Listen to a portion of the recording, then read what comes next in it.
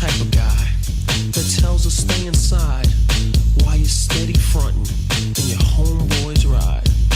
I'm the type of guy that comes when you leave. I'm doing your girlfriend. That's something you can't believe. Cause I'm that type of guy. I'm that type of guy. I'm that type of guy. I'm that type of guy. You're the type of guy that gets suspicious. I'm the type of guy that says the pudding is delicious. You're the type of guy that has no idea that a sneaky, freaky brother's sneaking in from the rear. I'm the type of guy to eat it when you won't and look in the places that your boyfriend don't. You're the type of guy to try to call me a punk, not knowing that your main girl's biting my chunk. I'm the type of guy that loves a dedicated lady. Their boyfriends are boring, and I can drive them crazy.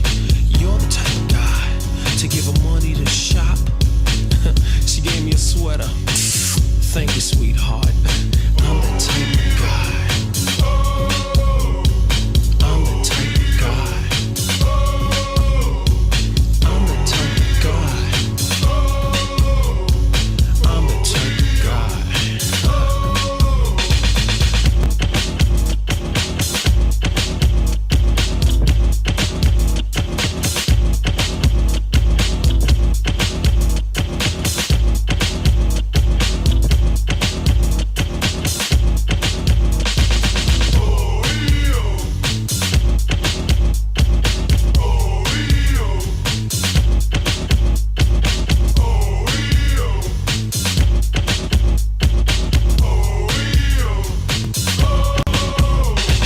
I'm the type of guy that picks her up from work early, takes her to breakfast, lunch, dinner, and breakfast. You're the type of guy eating a TV dinner, talking about, God damn it, I'm a killer. I'm the type of guy to make her say, why you illin', B?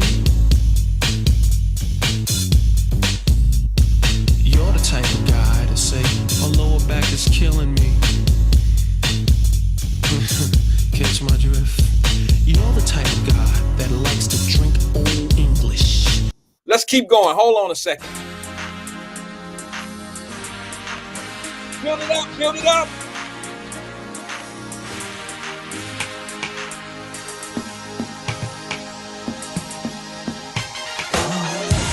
Girl, words can't express the way I feel for you. The way you hold me, the way you touch me. Girl, everything you do to me, you know I like it. Don't stop now.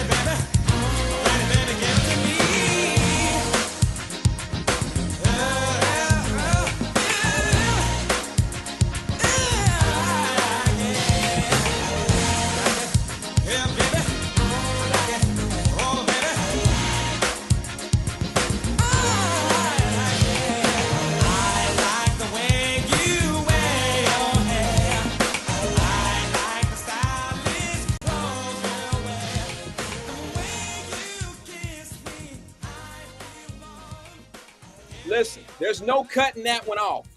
Once we get started in that space, there's no cutting it off. So just know that it's gonna go on until the end. You hear me? There's no cutting that one off. All right. Let's see if we can continue. I lost a lot of people. We got cut down, shut off, or whatever. I think, like David Herring said, I think we got shut down because of the music that was in that clip that I was playing on the baseball clip. All right. I don't have permission to use certain. That's why I cut that music off at the end of the clip. I didn't really think about it. So I'm not signed up with revenue sharing with things like that when there's a clip from that has music in it. I didn't even think of that. So that's my mistake. Hopefully everybody, hopefully, what's that? Tracy said that's all he got today. Yeah, that's it. That's the end of the show. I just wanted to play I Like by Guy, and I'll get with you guys after Thanksgiving. What's good with everybody today, man? We're back. Thank you, Dina. Thank you. She says suit is fire. Thank you. I appreciate it. I see somebody got some taste out there. Somebody got some class, damn it. Yeah, we're back. We're here. I don't even remember what I was talking about because I was in the middle of something. I know where I was about to go. I know I was about to wish my brother Donnie Williams a happy birthday. I would not be able to get through the show. I was going to click on and keep coming on and coming on and coming on until I got through and the show stuck on the platform because I wanted to wish my brother Donnie a happy birthday. They're special people to me, him and his wife, Alethea. They're just dope people. Okay, they're dope. They do things. They're special. They just special. They had a baby. Cruise. I think they just special for that right there. To be our age and to be able to have a child, bring life into to back on, to bring life in at this age, and there's risk there. I don't know if y'all know. I ain't gonna say too much because it's not my place to say, but Alethea went through some health, situations, and life and death situations there, and like anybody that say they doing too much with that baby, that's crazy talk. If you knew what it took to get that baby here, and I don't mean the fun part. I'm talking about the hard part, the delivery, to produce them and make them. That's great. I love it. We all good. We Gucci there. But let me just make sure we're hooked up everywhere. All right, we're streaming. We're live on other places. Can you guys hear me okay? But to go through, hey, what's up, Hosh? Yeah, to go through that delivery process, my sis was on her deathbed. I shouldn't say it like that, but I'm pretty sure she would share that. I think it even got to the point, quite honestly, just being very, very serious here. I think it even got to the point of who's going to live. Is mom going to live or is the child going to live? It was that serious. Who's going to live?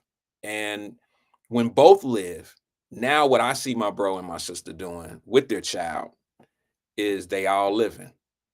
They all living. And that means, I don't give him a hard time because my little nephew Cruz, he walking around here like a third grader and shit. And he only like 1.5, 2 years old. He running around here like he running around like he got a fucking credit card to Devereaux or something. He wearing Timbs and hats to the back. He wearing $40 Pro models. Like, I don't have $40 Pro models. I'm not buying the new Cincinnati Red hat for $49.99.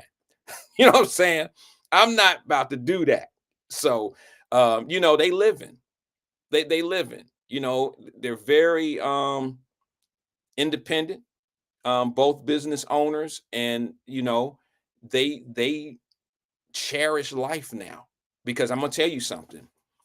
I wouldn't be as kind as they are when it come down to certain things. And I mean this. Maybe they'll watch this later. I know they're not watching it today, probably because Donnie's birthday and they going to do their thing. Sis almost spilled it out of the bag yesterday. But I wouldn't be as happy as they are. And the reason why I say that is because if my life was on the line and I was damn near losing my life, I would be like, shut the fuck up when I hear somebody complaining about something that's so minor that I know they're going to wake up tomorrow and things going to be okay. And Alethea do that. Like she really have a lot of passion. You can hear it in a lot of her conversations. She has a lot of compassion, and you know how she feel about other people and what they go through, and how she want to see other people live and get better, and you know how children are being treated out here. I understand all of that, but they way better than me. Because if my life was on the line, like I said, and you know, and I survived it, I would be very sort of like I am now towards people that be talking that dumb shit about this and that, and oh, the sky is falling and this is the worst, and this country stink, and this country. But here's what I say to you, and I don't want to get on my soapbox of anger, to be honest with you. We live in 2025, y'all. You can get a ticket to go witness or figure out how bad this country is. You can get a ticket to any country in the world, fly there, and be there within 15, 16, maybe 17 max hours. Get a chance to experience other places, other backyards, other societies, other people. You know, there's people that look like you that live in other countries. See what they talking about. I'm just being honest. I mean, you know, some of us get tired of y'all talking that shit. You know what I'm saying? Some of us get, you know, we get tired of that. You know, and it's like, you know, you lose patience. So the moral of this story is I would probably be a little bit more abrasive if I had a life-threatening situation going on and I wasn't sure if I was going to wake up tomorrow during a surgery. Like if after my surgery, am I going to wake up? Am I ever going to see my child? Am I going to see life again? Am I going to see my husband? They went through that type shit. So when I hear somebody being petty or thinking something, you know, I'd probably be one of them. Hey man, get the fuck. I don't want to talk to you.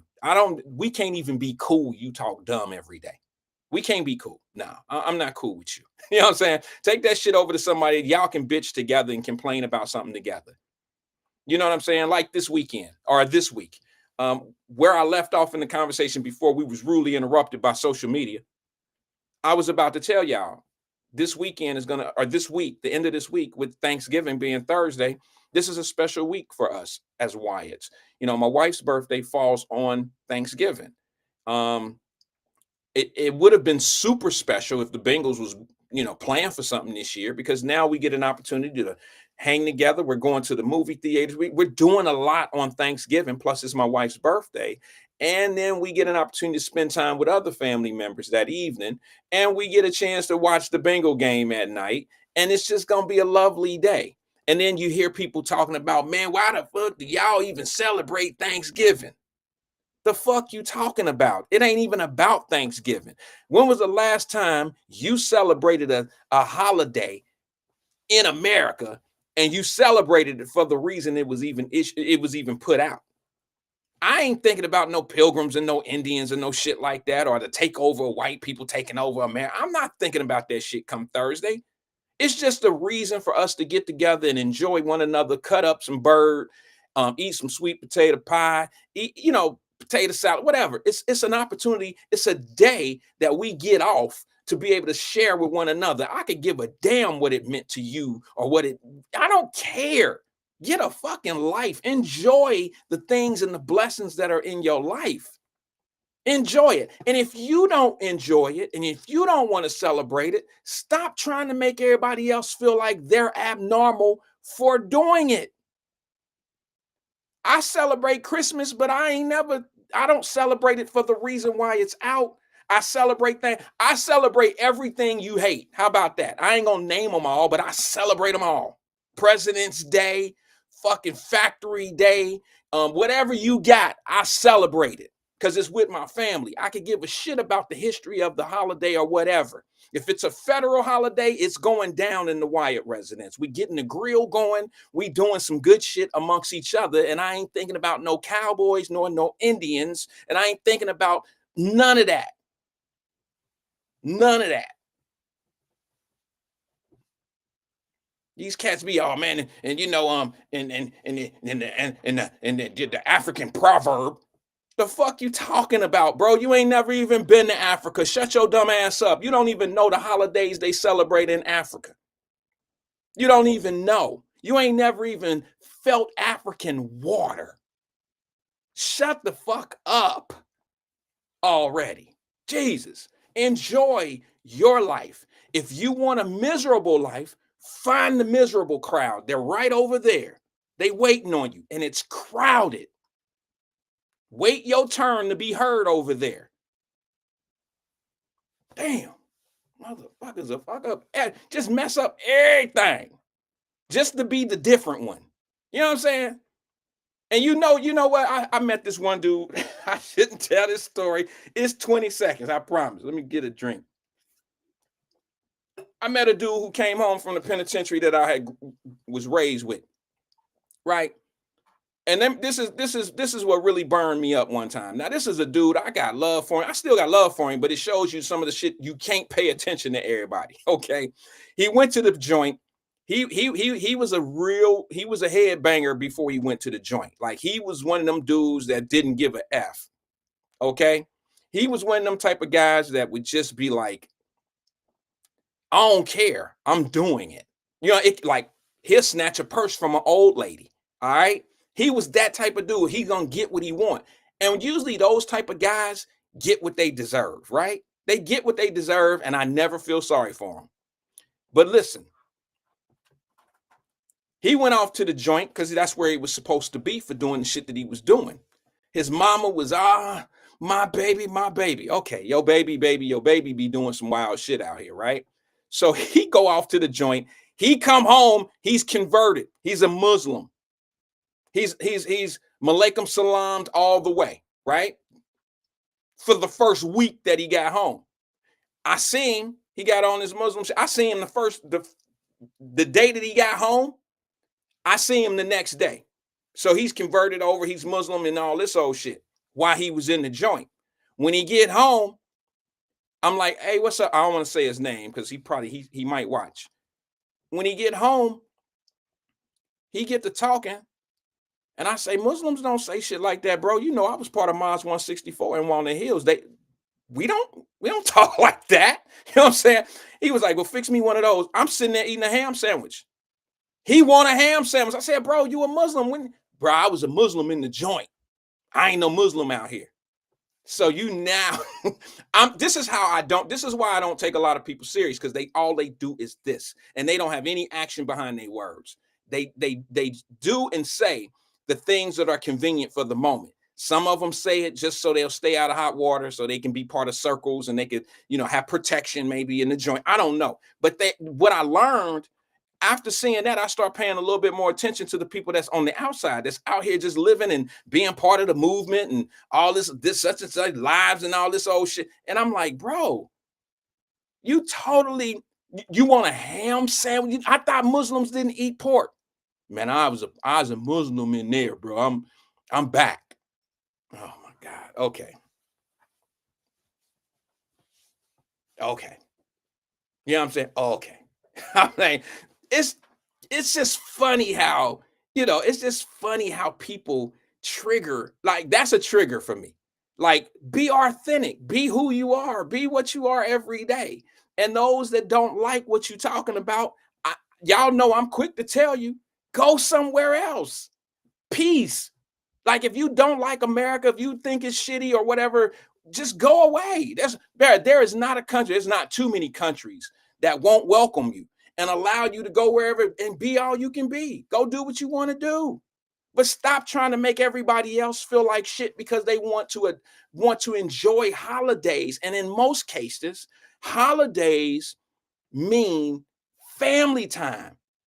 You see what I'm saying? It means us engaging in family time. And if you look back on the history of how we used to be, let's go back to the 70s, 80s, and the 90s. Let's just go from decade to decade. In the 70s, I can't remember any time, like, I was a child, a real little bitty kid, but I remember on the 4th of July, I remember all the holidays when all the families got together and we broke bread and we barbecued, and my Aunt Minnie and them was pouring Wiedemann on the ribs. I remember all those holidays. Wasn't nobody out here thanking no white man and thanking the struggle. It wasn't even that. It was family time.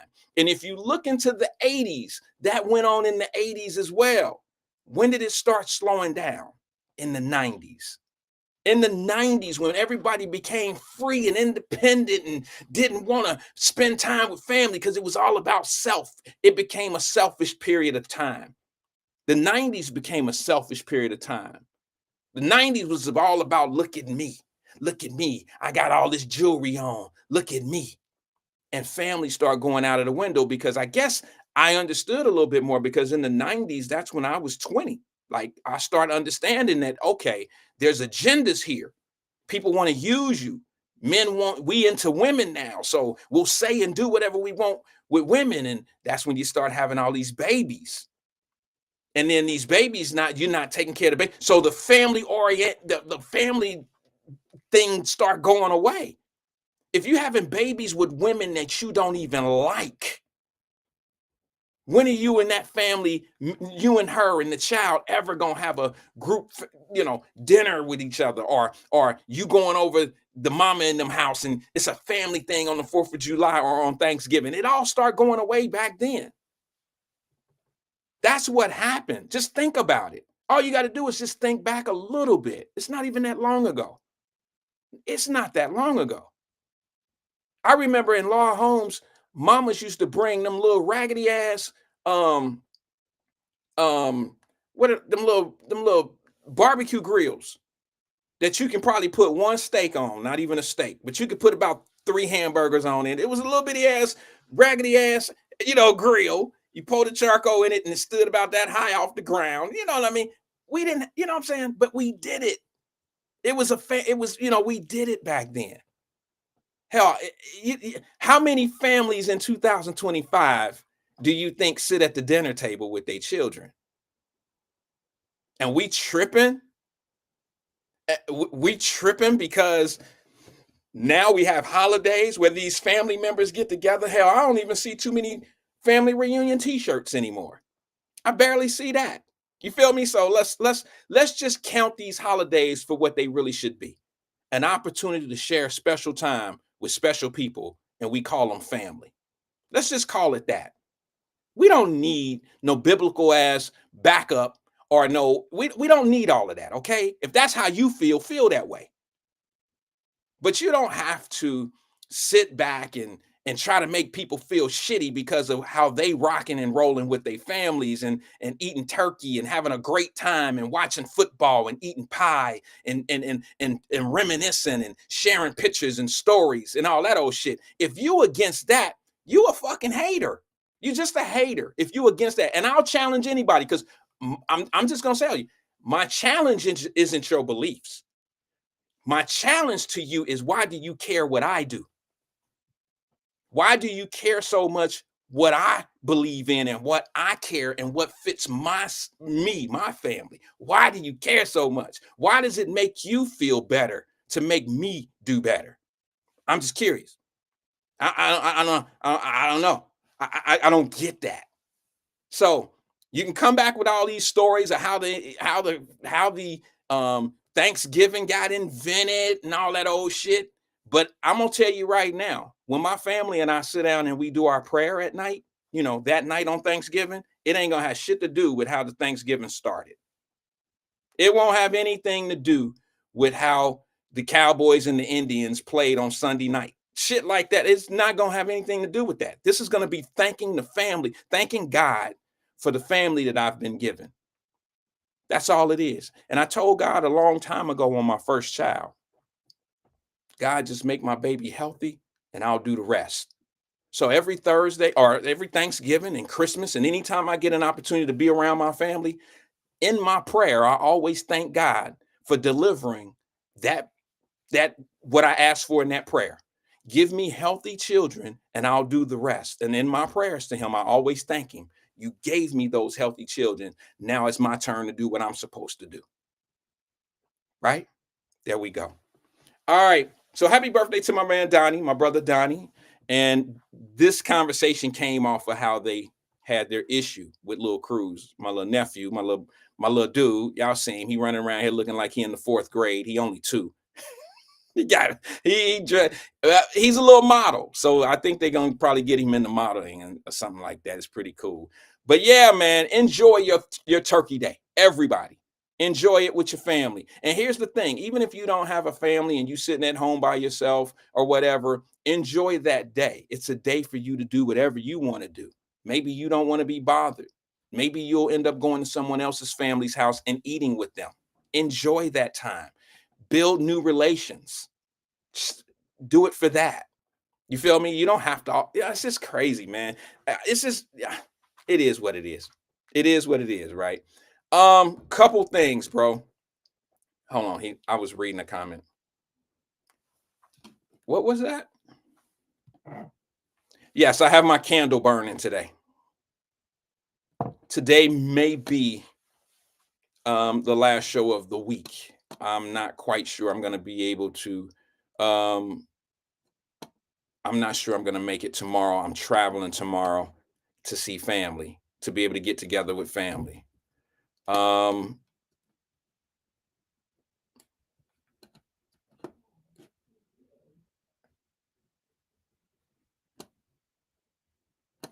Okay.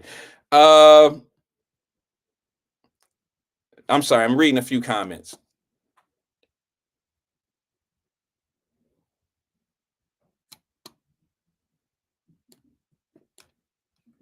I don't know who that is.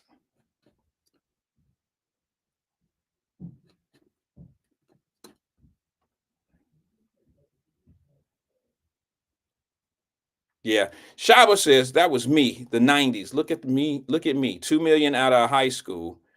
Should have bought a plot of Laura Holmes. I admit I was dumb, like Jay-Z said in the story of OJ. Today I'm just thankful to be happy with myself instead of others' validation. I agree with you, brother. Shaba, appreciate you, bro. You don't need anybody's validation, man. That shit don't matter anyway. Like I told you, half of them be perping anyway, bro. They be talking about shit. They don't even mean what they mean what they say, but they mean it for the moment. They don't really mean it in a way that's really sacrificial. They're not gonna stand on it to the point where they'll sacrifice something. Shit, no way.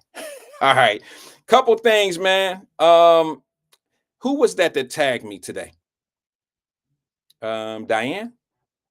Was that you, Diane, that tagged me today in the story with CMHA and the city manager?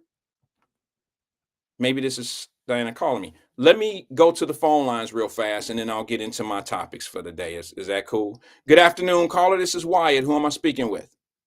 Hey Wyatt, it's Tracy. How are you? Tracy, what's good, sis? How you doing today? I'm all right. You said something that I don't want to say struck a nerve. That's not the right term, but that made me have a flashback. Mm-hmm. One of the things that I always prided myself on. Hold on, let me sit down before I fall down. Hold on. Get your balance, girl. Get your balance. One of the things that I always prided myself on as a parent was making sure that we all ate together, Right. and not just on Sunday. Right. So even if we were hungry, we would wait for my husband to get home. You know, UPS, they don't work 8 to 5. They work full truck to empty truck. They work till they done. Right. So we would make sure that we waited until, dad got home or whatever, and we would eat as a family. We would talk about, the things of the day or whatever. And even to this day, when my older son says that, he's coming over to visit or something and I cook, we still eat there as a family. Me and my boys, not my husband. Right. We might play Monopoly, after the game, after the dinner or whatever. Yep. But I think that is a very important element, if you could do it, if you have small children and start when they're small, to eat as a family, because number one, it gives your kids that undivided attention as parents that they need. It makes them open up and talk more. Yep. So I really always thought that was important, and I hope that is something that my children will pass down to their families once they, establish having a family. Yeah, no, that's a great point. I remember when my grandmother, she worked at McAlvin's, Tracy. I know you remember McAlvin's, right? Yeah. Mm-hmm. She worked at McAlvin's downtown for 35 years. Okay. And she would have to, sometimes the number one bus, it stopped at a certain time before they rerouted it. They did end up making it a later route, but this was early in the 70s. They ended up rerouting it, but at one point it stopped at a certain time. So she would have to get off work and try to make it to that to the number one's bus stop, which was kind of like over somewhere else. So you either caught another bus or you walked to that bus stop, right? So she only had so much time to get to the number one to be able to catch, the bus and let her out right on Ezra Charles, right by Laura Holmes. So sometimes she would have to work late and she would miss that bus. And sometimes she would have to walk home from McAlbin's to Laura Holmes, which is probably easily 2 miles, 2.5 miles. And that's a long walk for a lady at nighttime. And in the wintertime, sometime too. And here's the thing. It was a lot of us. It was a few of us in the apartment. My mother, it was myself, my mom, and my uncle. All right. And my mother's duty in the house was to cook dinner when my grandmother was getting off work. You know what I'm saying? I keep thinking of Good Times, how Thelma was. She was kind of like the cook in between when mom was busy. So my mother had that same type of role. But every night that my grandmother came home, no matter what time it was, my mother had food on the stove and it was time to eat when Granny came home. It was almost like what you're talking about with your husband. It should have been that way. I'm not even going front. It should have been, we were sitting there waiting for grandpa or granddad to come home. You see what I'm saying? But in my particular case, it was not that way. But we still had that spend time with the family, sit down at the dinner table type of motto. You see what I'm saying? And that went a long way, because it trickled down into how I did with my, how we do with our kids. You see what I'm saying? If you're raised that way, you practice, you're in practice of doing that. And that's what I did with my children. And hopefully my kids will do the same thing. Like you're wishing your kids to do. I'm hoping my kids will do the same thing. Now, every night that might be pushing it. Okay. I don't think, because I didn't do it. We didn't eat dinner at the table every night, because fast food and cars and fast food came into play. You see what I'm saying? Back in our day. That's about when it stops. Yeah, you're right. Yeah. Back in our day, we didn't have it wasn't like we going to McDonald's on the way home, or it wasn't none of that. So you see what I'm saying? It was more home cooked meals. So that opened the door for us to all sit down and eat together. Maybe La Rosa's on a Friday. Shit, we didn't get. You know what? I didn't even know what La Rosa's was until I moved out, maybe to the Fay Apartments as a child. I'm talking about with my kids. We didn't do that. Okay. No. Yeah. Okay. Yeah. We didn't order pizza. I can't even remember like when I was a child. We didn't have there. I'd never seen a pizza delivery or anything go to Laura Holmes or any of that. But as I got older, I noticed pizza places. There was what was that place called? When I lived in the Fay, because I know you lived out there too. I don't remember the name of that place that used to deliver pizzas back in the Fay. It was they had hoagies that was dynamite. I can't remember the name of the place. Was it Pizza Hut? I don't remember. No, it was more of a smaller town. It was a small name type place. Angelo's, yeah, they were good. Yeah. Angelo's used to, because they were up there by Westwood Northern Boulevard, so they would deliver in the Fay. You know what I mean? And we would get hoagies from from Angelo's. That was dope. But man, I mean, we as a kid, we always sat down and ate together, and had that family unity thing. And so, can I ask you a question, sis? Why are you on the phone? Yeah. Am I off target when I talk about why people be trying to mess with us because we celebrate Thanksgiving and it's family time to sit down and I mean, do you celebrate Thanksgiving, Tracy, if I may ask?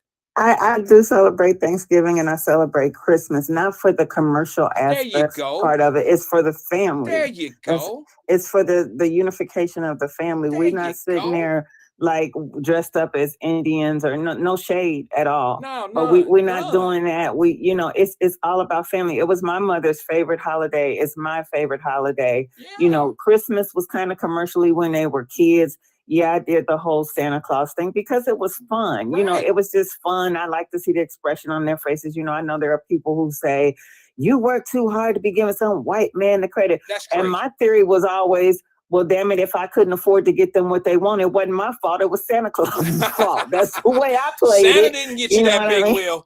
Santa didn't get you that big wheel. You know, next year maybe. But you know what was good about it? It had none. Here's the thing that I used to love. I'm gonna throw us back once again because I'm that kind of throwback guy. Remember Shillitoe's downtown? Yep, Now absolutely. Shillitoe's had a plan that my mama and them loved. You could go to Shillitoe's and you can stand on one side or the other. You can go to the white Santa Claus or you can go to the black Santa Claus. Do you remember that? Yeah, I do remember that. And I always I started out with the white Santa Claus. And I think the reason why is because that's all they had at that time. It didn't matter Right. to my mom and them. But then, we start getting there was a reason why they incorporated a black Santa Claus. I think it was because some people may have been talking about it. You know what I mean? I don't know. But I do remember hmm taking pictures with the black Santa Claus. I got pictures with the white Santa Claus. I was so young that I never even asked the question. Why was he black last year? I mean, why was he white last year and now he black? I never asked that question. These are things where we, as children, parents are doing it for the kids, and they're not Right. really into the commercial, like you said, the commercial aspect of what it really means. And sometimes, Christmas, and I don't know about you or anyone else, sis, but Christmas is sometimes used. You can just listen to the Jingle Bell song, uh, the naughty or nice. Sometimes Christmas is used as leverage as parents to keep their kids disciplined. Right. You want this, you better be nice, Santa this, Santa that. Some people do that. Now, some people use a belt, and then some people use tactics like Santa Claus. And it all Right. depends on who you are and how you parent your kids. Wyatt, let me tell you, I had a friend who would call every year and act like Santa Claus, and he'd get on the phone, ho, ho, ho, Jason Chad, I heard you've been bad. Do you want me to Oh, skip your house? They would be in tears, and I right. would just be somewhere in the corner rolling. Like, it Yeah. was so funny. But all of that stuff was fun to me. After a while, they become 12 years old and they want something else. So I just gave them an envelope and stayed in bed past 8 o'clock, Yeah. But Yeah. it was fun when they were little, and that's what I did. I don't make no apologies for it. Me neither. Me That's how I neither. raise mine. You raise yours how you raise yours, and at the end of the day, it's all good. That's it. And it's not like we're falling into something, in my opinion.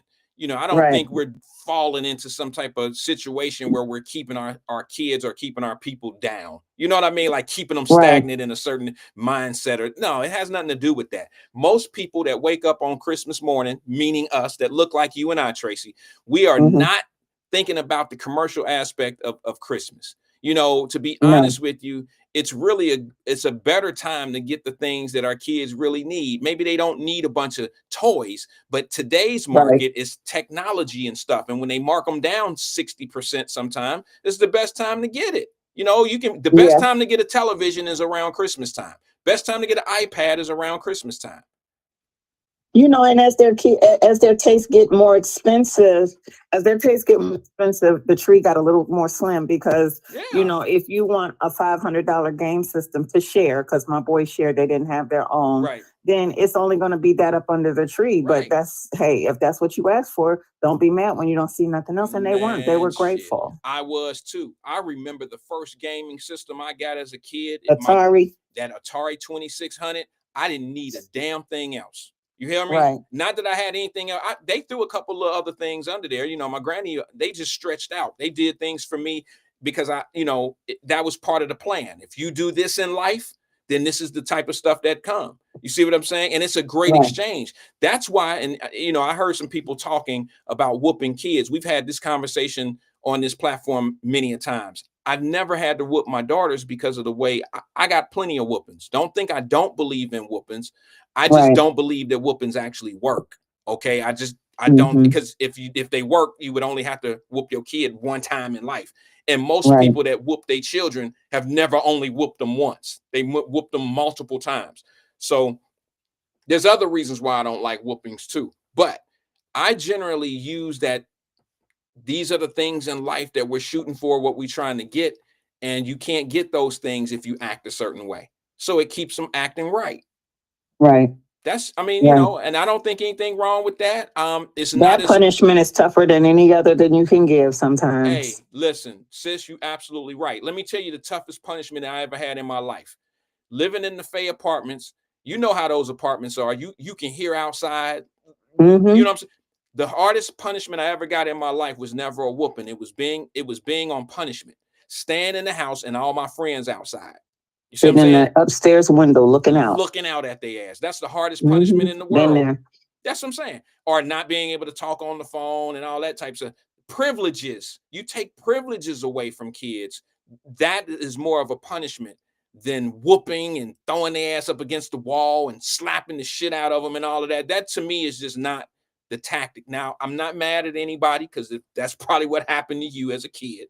You know what I'm saying? But it's a taught thing. It's a taught behavior. But I just think that if we had less of that, we would have less of our boys and girls out here thinking that it's normal to put hands on people. Right. Well, I'm not gonna hold you, Wyatt, because All I know right. you want to get on with your show, but I do want to say happy Thanksgiving, Same to and you, sis. I will be praying for you during this season. You know, November 30th is the anniversary date of my mom's Yeah. death. It'll be 4 years, so keep me in your prayers For as sure. well, and we will get through this holiday season. For sure, sis. You know, I'm right there with you. It was so not funny, but it was ironic that you know what we had. Like when your mom passed, I reached out, Right. and Mm-hmm. then it was a year later, or maybe Mm-hmm. I think a year later or Yeah, something like a that. year later. Then my mom passed, and it was like I didn't even know what to say to you when I reached out. I didn't know what to say because you Right. don't know what to say, but I know what to say when I lost my mom, and you knew what to say to me. You see what I'm saying? And Right. it means more Yeah. because when Yeah, you have to somebody, go through it to know yeah, what to say. exactly, It's an exclusive lonely club. That's what I will say. it But you is don't know what to say until it's your turn. absolutely. And it don't mean as much. Okay, let's get it out in the air. You and I, let's both say this. It doesn't really mean as much when somebody who has their mother or who hasn't been through what you're going through with your mom's loss. Yeah. We appreciate Yeah. the fact that you said, "Oh, I feel for you and sorry," and this and we appreciate it.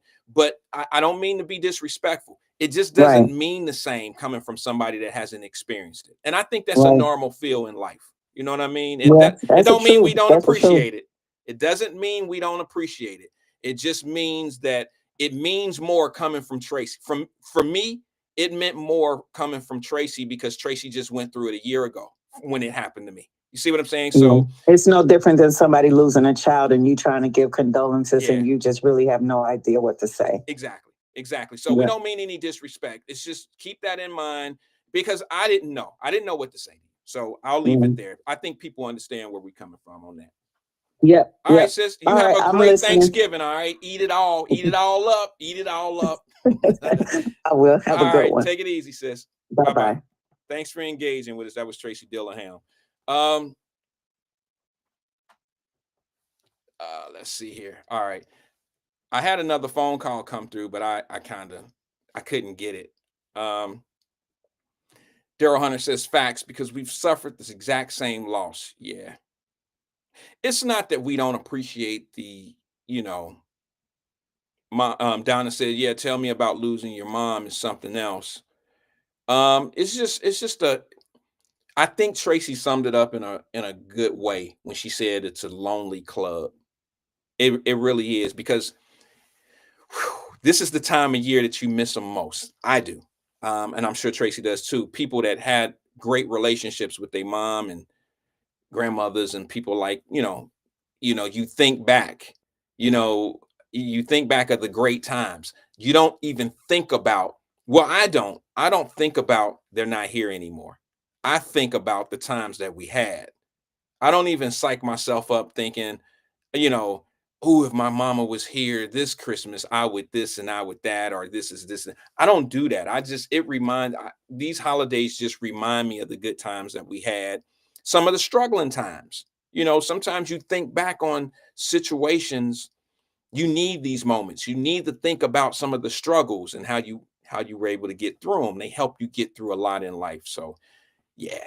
So y'all keep Tracy in your prayers as well, because this is that time of year, November the 30th, I believe it was, she lost her mom, and sometimes we don't even see it coming. I don't think there's a good way to lose your mom, but I know there's a bad way. You know what I'm saying? So yeah, it's a small, lonely club. It's a lot of us, but it's a lonely space to be in. All right. Let me get into this real fast because I want to bring it and then I want to get up out of here. Okay. I just want to talk about whoever that was who sent me. I think it was either Stephanie or Diane. I don't know who sent me the plug. It doesn't matter. I just wanted to give you credit for sending me the invite or whatever. You tagged me into the conversation that was going on the radio today about City West. It's going to sound like I'm on some different shit, but I think I'm very consistent in my arguments and the things that I say.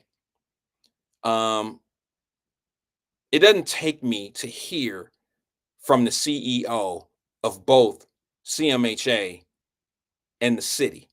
Okay, they're the CEOs of those companies. Okay, conveniently, both of them are black, and they'll go to black radio and have these conversations, and you won't be as critical on some of the conversations because David said, Wyatt, can you replay the T-ball clip on the way out? I will, but I'm gonna have to turn the volume down. All right, I'll turn the music off on it, DH, because I believe it got me kicked off the last time. But now let me get to this real fast. You won't be as critical with the questions when you see that it's a black person or a black face representing those entities. That always bothers me. I used to say that about Cincinnati Public Schools. I think the reason why they continue to hire black folks for those jobs, not that they're not capable, not that they don't have loving hearts, not that they don't have the want to be successful. None of that. I just think some of them are put in the positions that they're in because it's easier for them to get off shit that just don't make sense sometimes, or failing situations. You don't hold them as critical as you would if it was a white dude running CMHA, if it was a white dude as the city manager of Cincinnati. I just don't think you would hold them. You're not holding the current people to the same standards as you would if it was a white dude. You'd come up with all these, especially some of y'all ones, some of them agents, they'll definitely be on some conspiracy shit. All right, even if it's some shit that don't make sense, like it don't most of the time. But in this particular case, you would be asking questions and you would be holding them a little bit more accountable for the lack of information. I'm going to just tell you what I think about it, and it doesn't mean that I'm right. It does not mean that I'm right. But I will say this to you. It's hard to feel like I'm wrong when I've seen this movie before. I said it yesterday. And what's crazy about what I mentioned about this City West thing yesterday, I told you, I'm not sure what the selling price is of the 100 units or the 94 units or whatever it is. I'm doing this off memory. I don't know what the selling price is, but you would think that someone that would interview the CEO of Cincinnati Metropolitan Housing or the head man in charge, when you're asking questions, you would ask questions that you would think the community would want to know. And it's not the real basic one. Sometimes you got to ask questions so it'll make sense. When you start talking numbers tell the truth.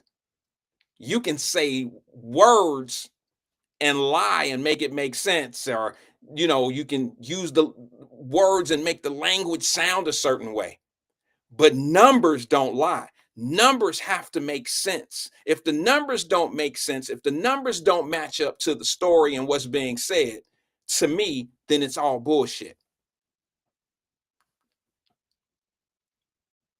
Yesterday I had a conversation about, so you think, and correct me if I'm wrong.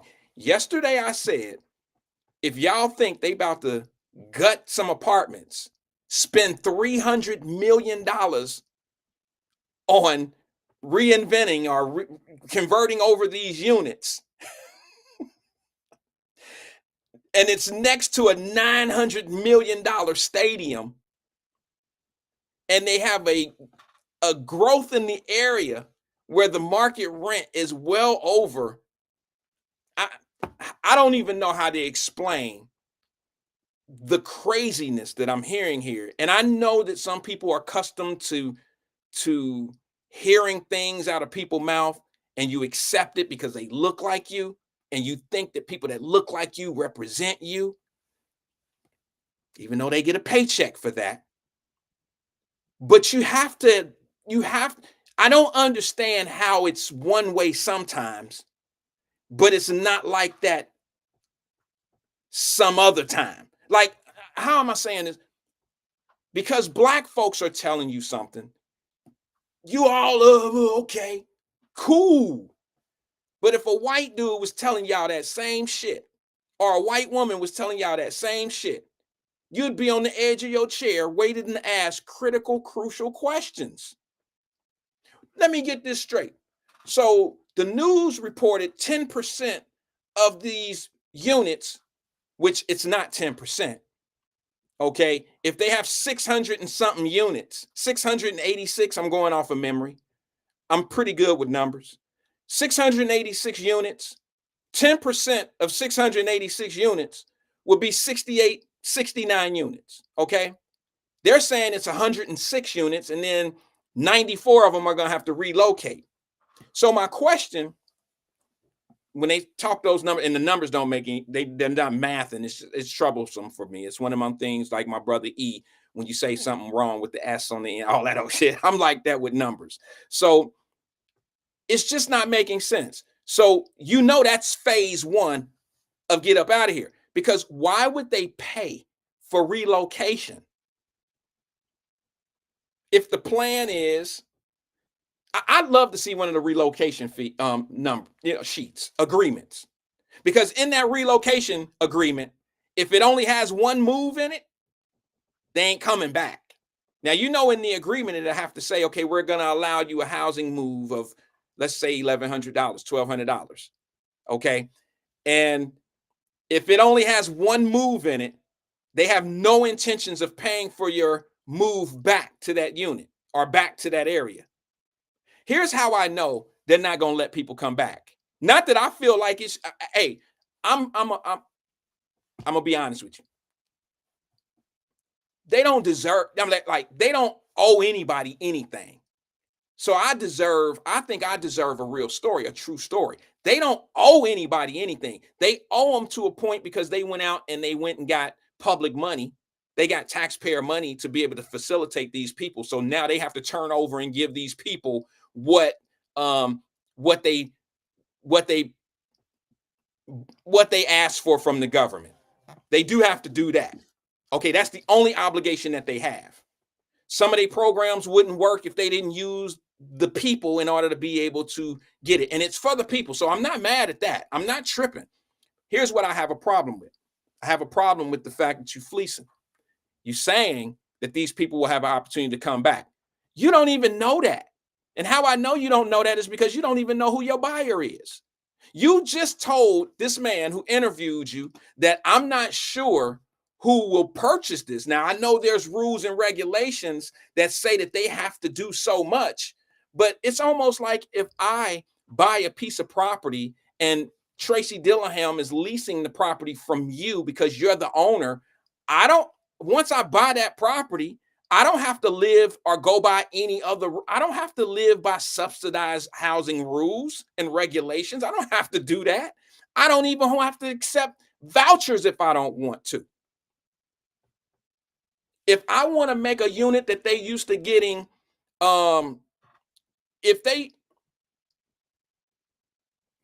okay, good. Somebody said the host was the only one buying it, as usual, because it wasn't about him buying it. It was about him selling it. Y'all just don't understand. Y'all get the majority of the Wyatt Live family. Y'all get it. So don't think I'm talking down to anyone. I'm not. Some people need help in these matters. Okay. Some people really need to hear what's going on. How you going to tell somebody that I don't know who the buyer is, but they got rules they have to follow. The only rules they have to follow is if they decide to take subsidized housing. You're right. They do have rules but what if I buy it and I don't want to take subsidized housing? What rules am I following at that point? None. Okay, so don't buy. I'm not buying that brand. Stop the bullshit. That's that shit that I really get ticked off on. Here's the other thing that I think a lot of people should get ticked off of, and it's a relay of what I mentioned the other day, and that was, well, I don't know exactly how much the asking price is for 94 units or 106. Let's just say 100 units, just to be fair, because they say it's 94. Then they said it was 106. Now they're saying it's only 94 that needs to move, relocate. So let's just go in the middle somewhere and say 100, just to be fair for argument's sake. How much are those 100 units? How much are they? Why wouldn't you ask that question? Is that not a pivotal question? When you put this property on the market, how much do you think you're going to ask for it? How much do you think CMHA will ask for 100 units out of City West? See what I'm saying? $4 million. So let me get this straight. Make it make sense. Let's just say it's $4 million. So the person that invests $4 million, the buyer who invests $4 million, will inherit a $300 million build up around it. Who wouldn't do that? Okay, I come up with $4 million to buy 100 units out of City West. The City West project is a $300 million build out. Why wouldn't I invest $4 million to be part of a $300 million build out? Is this making sense to anybody? Somebody put it in the screen. Somebody tell me where I don't mind being wrong, but if you're going to interview somebody and you're going to ask them and talk about the City West and you trying to make it sound like, oh, they doing the people well, they doing them right. Yeah, maybe they are, because you know what, to be honest with you, if they're relocating them and paying their moving expenses and all this old type of stuff, great. Let that just be that segment of the conversation. But now let's get to the meat and potatoes. Why are you turning over these properties? I know they lost some money during COVID or during the shutdown, the government shutdown. CMHA been through worse shit than that. They've been through worse shit than the government being shut down for 40 days, 45 days, whatever it was, 41, 42 days. They've been through worse shit than that. That didn't sink you. That didn't sink you. That I know better than that. Now I do know that there's some cuts in the funding. But that don't explain how you're structuring a deal where you're about to invest $300 million into a property with, what was the name of that construct, hold on 1 second, guys. Explain to me how it makes sense. I mean, what's the name of the company that they're using? Ruhlman or somebody like that, I think it is. I don't know. Maybe I shouldn't even bring it up. Explain to me how we don't know. How much is it going to, when it go on the market, I'd like to know how much it's going to go on the market for. Because if I have investors or if I know people in the community, if I know all my boule, I would say to them, hey man, why don't, we can come up with $4 million. I know guys that have a credit line of that amount of money with a local bank in Cincinnati. That's not the largest. To me, I think it's a lot of money for certain things, but it's not a lot of money for that type of a project, especially when it's a $300 million build out going around it. And you have a $900 million stadium across the street. Tracy said it. She says there's always cuts in their funding. That's what I mean. I work there also. They've been through worse shit than a 41-day government shutdown.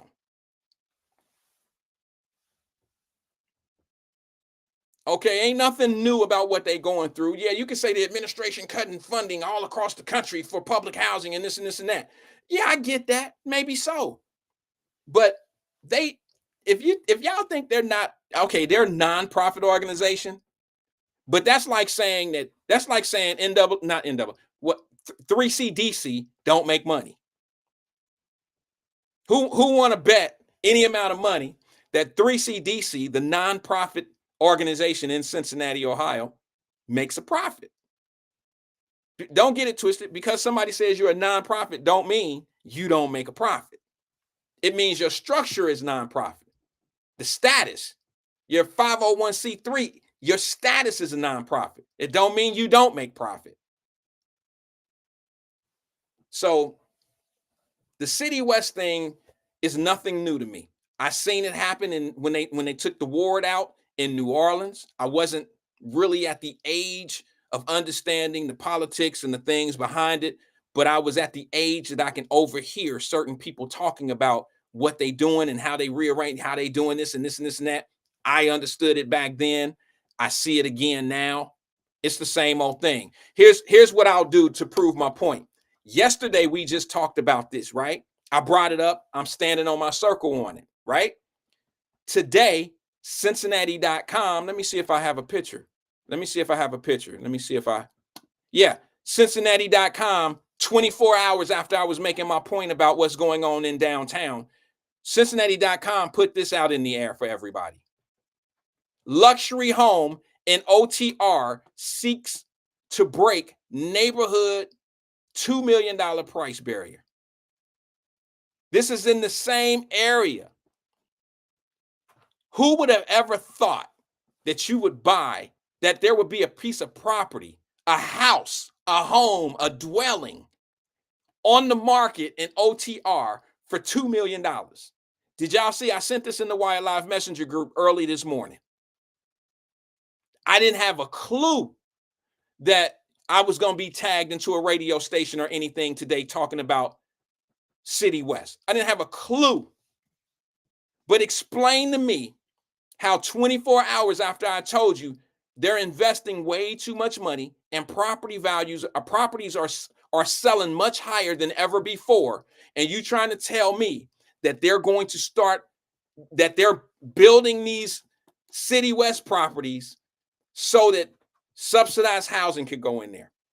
You really think those people are going to be able to come back?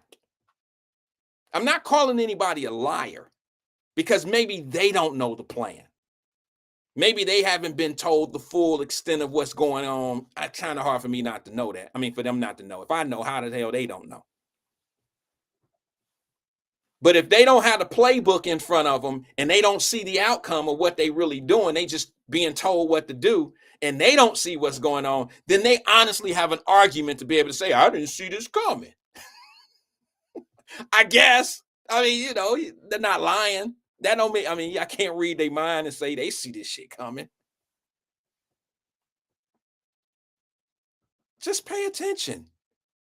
Let me show you even more. Let me see if I can share this for you. $2 million. $2 million. Properties. Now, y'all got to understand, this building for $2 million is right around the corner from one of my business. I don't like the fact that it's going to sell for $2 million, because what's going to happen is it makes our property values go up. I guess that's fine and dandy, but I don't have any intentions of selling.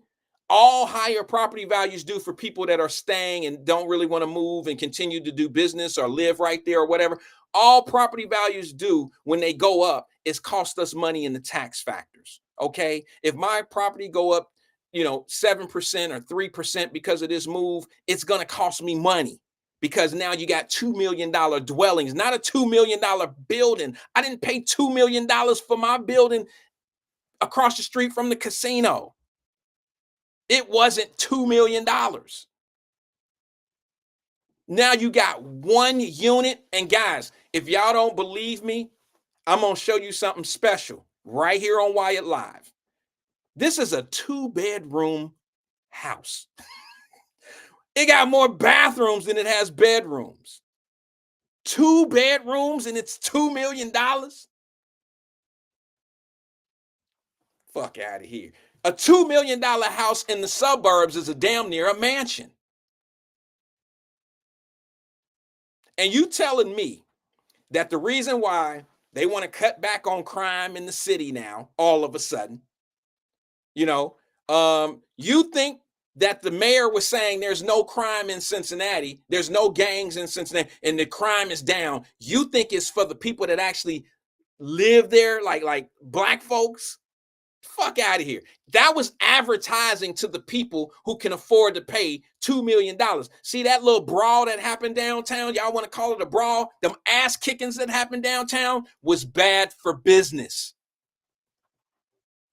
Bad for business. That's why you seen sky highs bonds and we ain't having this shit and we ain't about to arrest the white folks and this and this is why that went down like that, because what y'all don't understand is you're not part of the plan.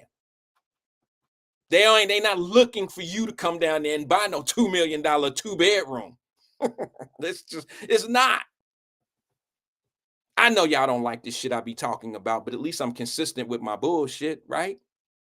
I know I'm the one that I know there's shows that come on right at the same time, and they probably talking about Trump right now. They probably talking about shit that make, they ain't never gonna tell you the shit like this because the people that they fuck with are involved in these type of moves. They just megaphones and microphones for the nonsense. And I said what I said. I'm going into 2026 different. Somebody tell me that I'm talking different than I've ever talked before. Somebody tell me that I'm not consistent in what I'm saying. I've been saying the same thing. It's business over the people all day long. It ain't who you vote for. It's what the agenda is for the city. They'll find somebody in there to get the job done. Shit, they take care of their circle. But now if you don't, when was the last time you seen I don't care where. I don't care where. When was the last time you ever seen a $2 million 2-bedroom anything?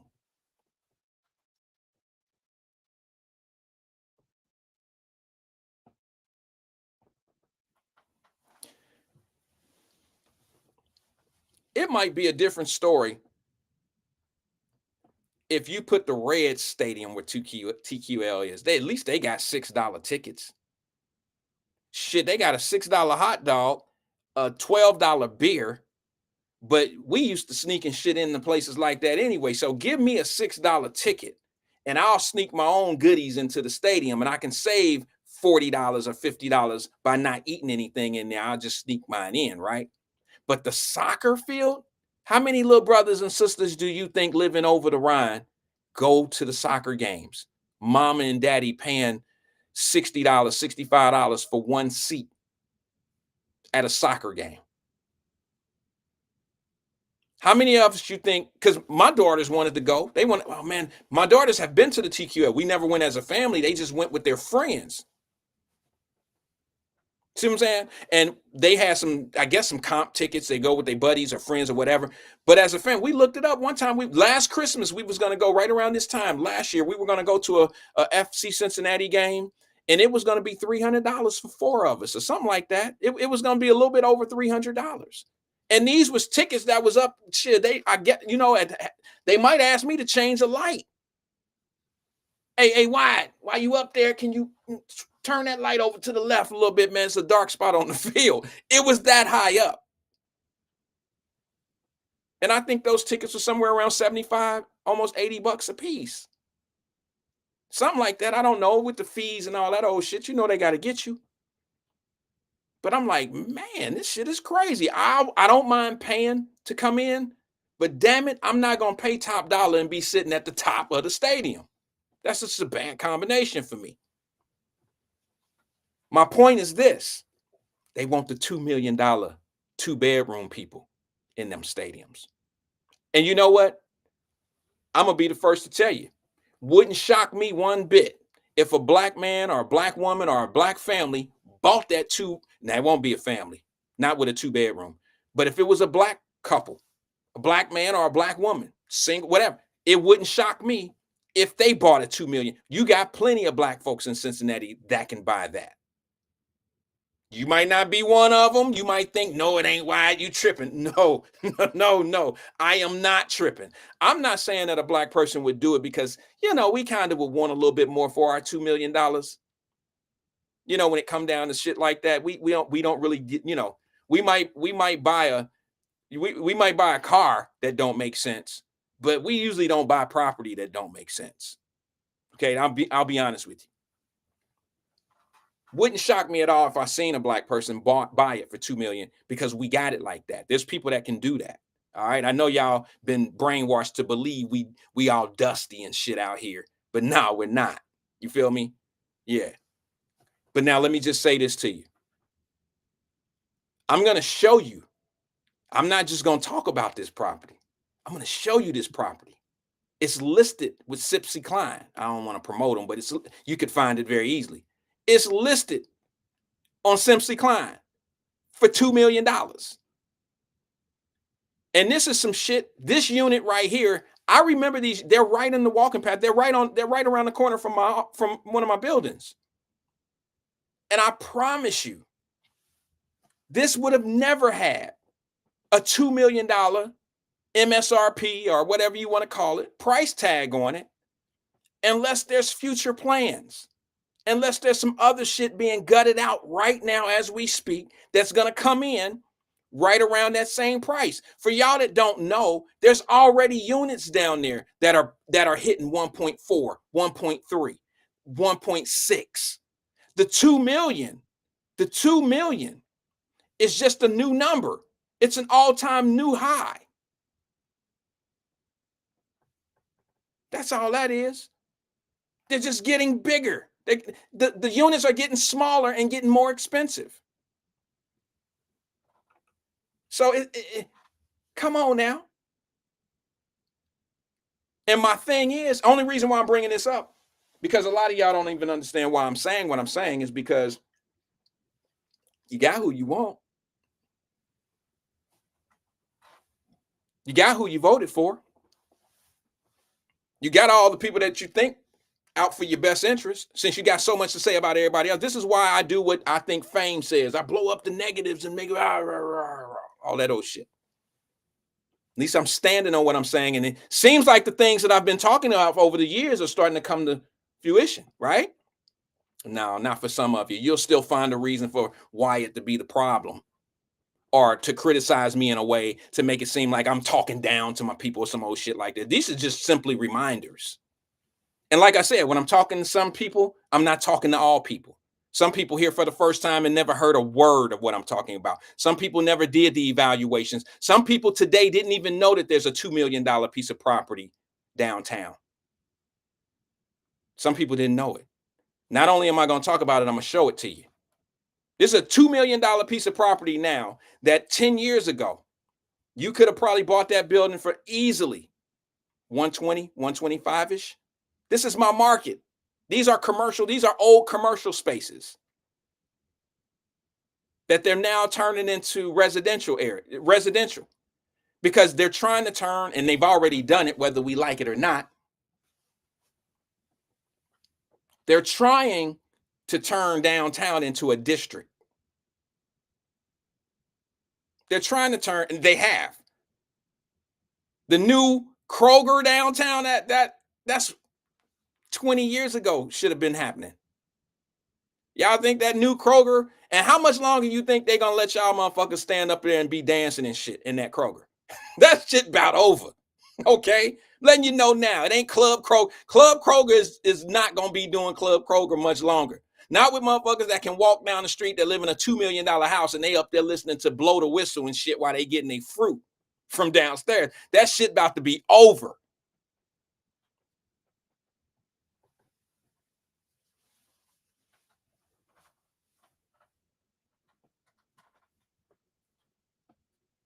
Yeah, who you want it? You really think that they're going to gut out 100 apartments across the street from a $900 million? Who you think maybe you think somebody's going to spend $300 million on a rehab of property, but they can't afford to do 100 of the other apartments? They need 100 of them to sell in order to get the money to do the $300 million renovation. I mean, come on now. Maybe there's something to the story that I'm not hearing. But that's like going to the store, to a car dealership, and buying a Rolls Royce and then putting gas on your credit card. I can afford a Rolls Royce, but I got to finance my gas. Now, I'm not talking about a debit card where it comes out right away. I'm talking about I got to put it on my I got to put it on my Shell card and I'll pay my bills, No, you don't spend $300 million on a project and can't afford to do the whole project. You don't do that. You think they doing that out in at the old Forest Fair Mall? No, that's not how they do it with government subsidies. The government, the state just awarded the developers that are doing Forest Fair Mall. I just read it before I came on, so it's a little shadowed in my mind. But right before I came on today, I seen that the state has awarded the contractors $4.5 million. I think the city of Cincinnati, somebody just awarded them $4.5 million to go towards that project for the old Forest Fair Mall buildings. That's what you apply for. You don't have to sell your assets when you're in a 501. You don't have to sell half the apartment complex or 15%, because it's not 10%. You don't have to sell 15% of an apartment complex in order to get your renovations done. That doesn't kind of make sense to me. It's almost like saying, hey, you know what? I'm going to sell my car because my car payment is $1,000 a month. So when I sell this car to the dealership, now what I'm going to do is I'm just going to go rent me a car for $250 a week. Same money.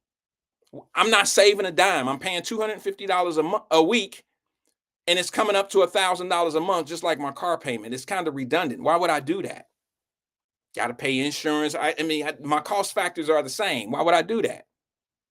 So I would ask the questions. If I was interviewing, I would have asked the question, well, it's a $300 million build out project. Why do you have to sell 100 units? Is it going to help pay? Why do you have to do that? And then is this a one-turn move out? Do the people who move out and we give them the vouchers, we give them an opportunity to move somewhere and we'll pay for their move out? Is it just one move?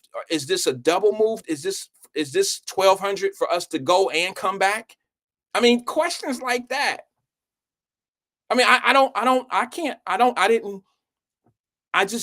I couldn't get game out of the conversation. I just seen game. I heard game. And the reason why, quite honestly, I don't mean to be disrespectful, but I just think that when you have somebody that look like you in front of you, that's part of the game, by the way. We'll use one in order to do 100 of y'all in. We'll use 10 of them to get over 1,000 of them. It's a normal thing. I just don't understand. Maybe there's something about this I'm not getting. You got a 150-year-old building. I didn't tell y'all that part. That house that's selling down there for $2 million that I'm about to show you, it's 150 years old. 2 bedrooms.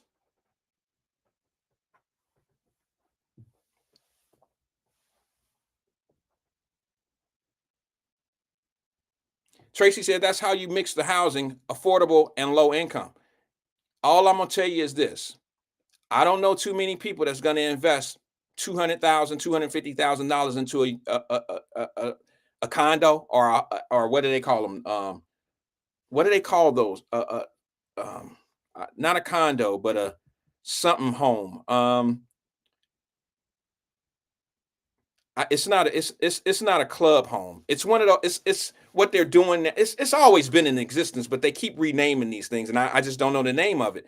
But it's not a condo. It's a condo setup, but they sell out like condos. I just don't understand. How do you think somebody's going to buy a $250,000 condo and then have somebody living next to them that's paying $75 a month? Townhouse. Thank you, Edward Bentley. I don't know why that escaped my mind. I just got a lot going on. But a townhouse. You think someone's going to buy a $250,000 or $225,000 townhouse and live next door to someone that's paying? Thanks, Jack. He said townhome in Brownstone. They're just not going to do it. That's past. The only people that was willing to do that was 20 years ago. when they were getting the tax abatements. That customer is gone. Okay, that customer is like, nah, I'm not, nah, fuck that. And you don't even know what the person, the entity, whoever's going to buy those units, you don't even know who they are and what they're going to sell them. You don't even know what they're going to do with them. They may end up taking them off that. They may do something. You just never know. And the reason there's people that know already. They just don't want you to know. They just don't want you to know. If you've already come to the conclusion that you're selling 100 units, you already know what you have to sell them for. So now why didn't you just tell everybody how much you were selling it for? Maybe because that was a question that wasn't asked. But if you're serious about what you're doing and if you really need it and it's something part of the game plan, I would have been on there. You wouldn't even have to ask me. If I was the guy from Metropolitan Housing, I would have said, hey, we got 100 units. They're going to hit the market. We're going to put them on the market. They're going to probably be 3.9 million. We're going to go $4 million for those 100 units, and it's going to be fair game. And then I have to turn around, like I told y'all, I said on Prior's Live. Okay, I forgot the name of the show, all due respect. But I asked the question. I said, well, where's the black dollar? Let me say something about that, if you don't mind. I was on the radio at one time making some comments when they were talking about selling the railroad. Okay. And of course, you had your normal people in there that try to discredit you, try to make it seem like you on there on some other shit. And I wasn't. There's people that got their own shows that was on there who was making comments about every time and I can't take it like, I don't know if it was meant for me, but the type of comment that they made would only make sense to a counter to what I said.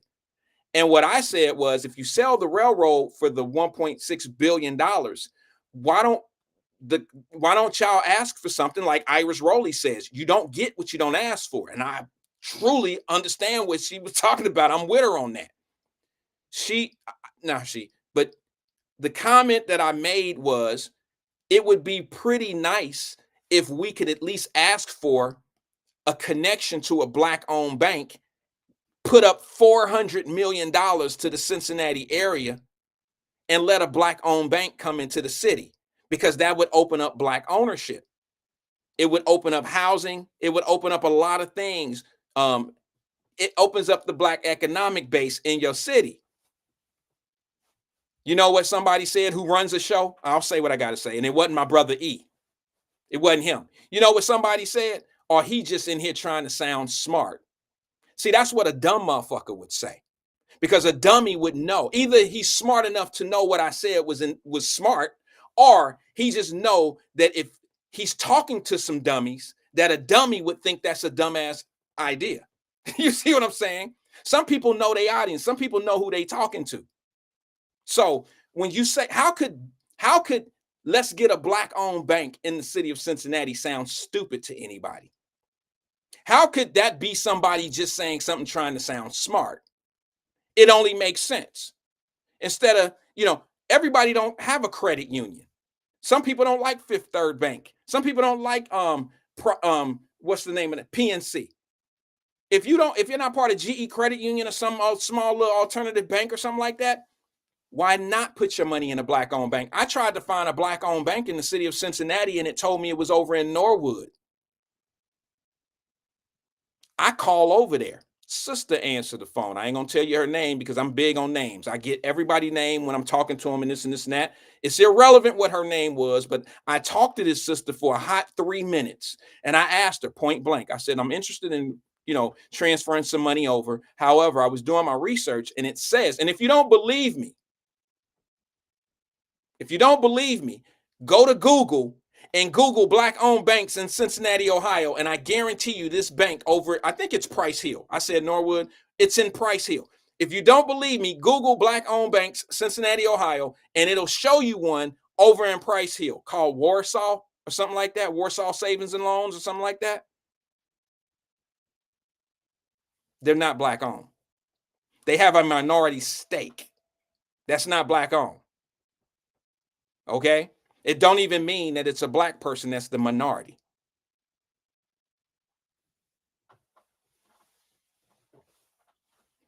So when I made that comment on the radio a couple years ago, right before it was, so the railroad, it had to be a couple years ago because the railroad's been sold now for about 2 years now, right? So when I was making those this is why I don't go in the chat. This is why I don't talk on those shows, because when I do come in with these economic ideas, I get shot down. I'm called all these names, and it's only because certain people don't want other people to wake up to certain things. Now you can get mad or say, I think whatever, but why would somebody think that if somebody come in and say, we need a black-owned bank, maybe some of the money can be allocated for that? Why would someone make a comment and say, okay, is that what it is, y'all? Warsaw? Makes sense. It was the name of a street. I know there's a Warsaw Street, you know what I'm saying? Warsaw Federal. Okay, thank you, Jenny. Look it up. Now, don't it, Jenny, look it up. I know you do your due diligence. Look it up, Jenny. Don't it say that it's a black-owned bank? Or look up black-owned banks in Cincinnati, Ohio, and it'll come up.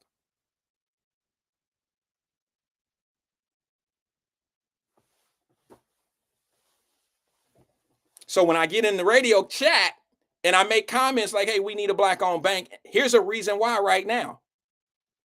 Because a black-owned bank might help organize or might be in position to come up with $400 million.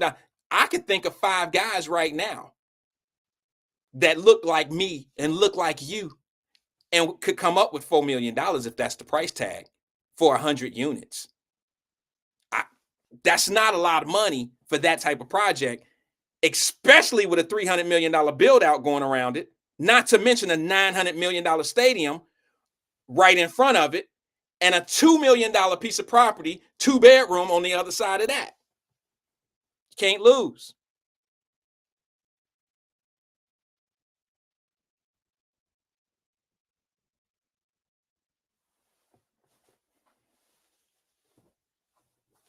We don't ask them questions, though. All we do is get talked to. We get spoken to. We don't ask no questions. You'll find out a whole lot about where you belong by the questions that's asked, because questions answer secrets. Secrets are usually where you don't belong. You don't belong in the secrets. We as people that look like me and you, we belong everywhere, but we ain't controlling nothing. And the reason why it's a secret is because they already know reactive people versus proactive people. Once it's done and over with, there ain't no coming back. See what I'm saying? Once they didn't got the deal done, signed in, delivered, it's over. All you're going to do is bitch and complain about something that's already complete. Makes no sense. Let me show you this too. Let me see if I can do a screen share real fast, if you guys don't mind. Let me see if I got it up. There it is right there. $2 million over the Rhine 2-bedroom apartment. Excuse me, I call it an apartment. It's more than an apartment. It's definitely more than an apartment. It's 150 years old. 3,600. My house is bigger. Come on, bro. Come on. Come on. 2-bedroom with 3 baths. I'm not saying it's not a nice unit, but what I want you guys to do is show me. Let me see something. Let me see. I got to make sure y'all can see what I'm doing here. I want everybody to show me where you see $2 million.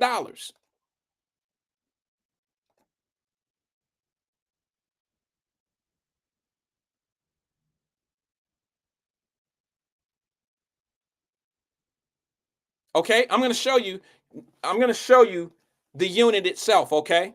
Let me see if I can make this picture look bigger or whatever. I don't want to.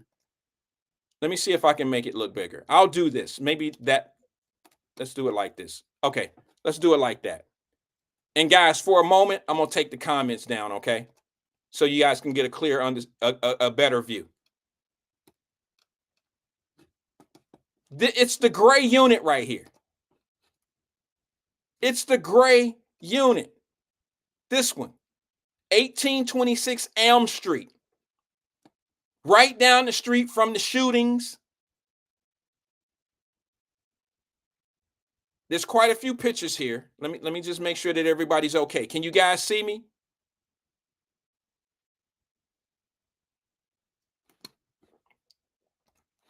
Look at this. Nothing special. It's just like down the way, because it is down the way. Small boutiques on both sides. You see the apartment building that's green? How long you think subsidized housing gonna be there? Look at it. It's a beautiful unit. This all used to be commercial space. Well, before it was commercial space, it was actually it was a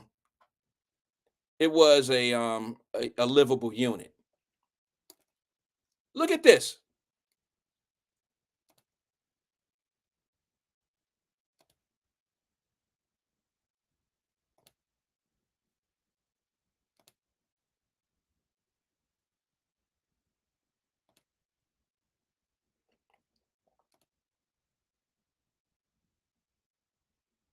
Look outside. Look at the window there. Do you guys see on this picture right here? You see the painting in the middle of the screen? Look to the right of the painting. Look at the view. You looking at a brick wall. Now I'm not tearing I'm not tearing this thing down. It's a beautiful unit. Can you all see that that's a brick wall right there? I'm just trying to see where it's $2 million. And I have a point that I'm trying to make when I say I don't see $2 million.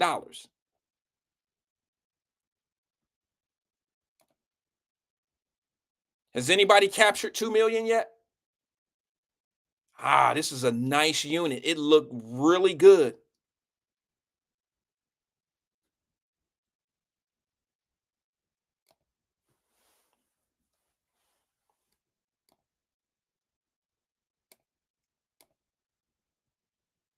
Built-in pantries in the wall.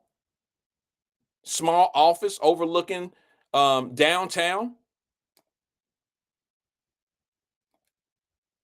Bedroom looking at the city. Small bedroom. These are $2 million. Come on. This is a child-sized bedroom.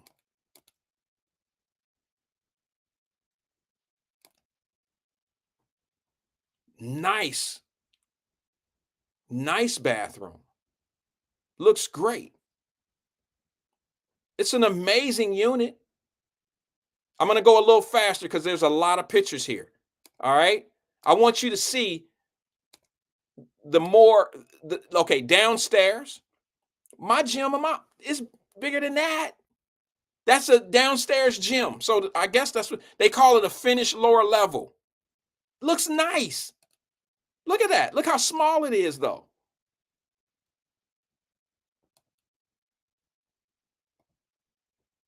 Now, that's a little deceptive, but it's real. It's a wine cellar. But look how that's the wine cellar, what I showed you. But look, if you look where the treadmill is, back in that corner, that's actually the size of it there. Okay? So this picture here makes it look like it's a little bigger than it really is. You probably have to kneel down to get in there. And I don't think there's any of us on here that would not take this property. It's a great piece of property. It looks amazing. Okay? It look amazing. Now I want to show you a little bit of the outside. Look, it has an elevator in it. Okay, it does have an elevator. That comes from the commercial space that it used to be. I'm pretty sure of that. I could be wrong, but you know. Now here's the outside. You think people who gonna be enjoying their outsides in the summertime in Cincinnati gonna want to hear all that bullshit that's going on down on Elm Street at the bars and clubs and shit, all that shooting? You think how much longer you think that shit gonna last? Let's be honest. How long you think that? Look at the day. See, it look a little larger than it really is.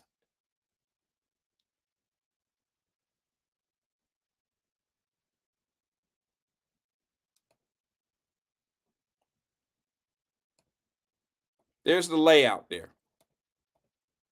There's the elevator.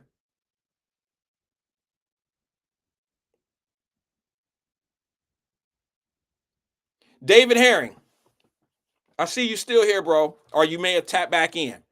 David Herring, actually, in my Cincinnati home, well, in Ohio, we're neighbors, somewhat neighbors. He lives in, I think we live very, very close to one another. I'm pretty sure we do.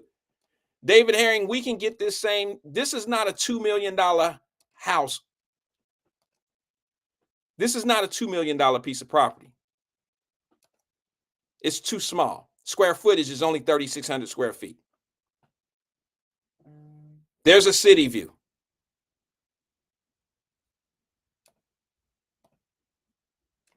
There's the unit with the red dot. All those, the reason, if you look at all the construction, see, here's the telltale right here. You see, you guys may not see this in this small, but go to simpsyklein.com, go to view number 2. It's picture number 65, and do yourself a favor and look at all of the roof work that's being done on all these other units, and look at the cranes that they have going up on all these other buildings. Do you see the stadium back there? Do you see the FCC stadium at the top of the picture there? Don't miss that. Right before you get to that stadium, or on the other side of that stadium, is City West. Look at all the stuff that they're doing on the buildings, on the green and light green building right in the center of the page of the picture. Look at all the cranes bottom left of the picture.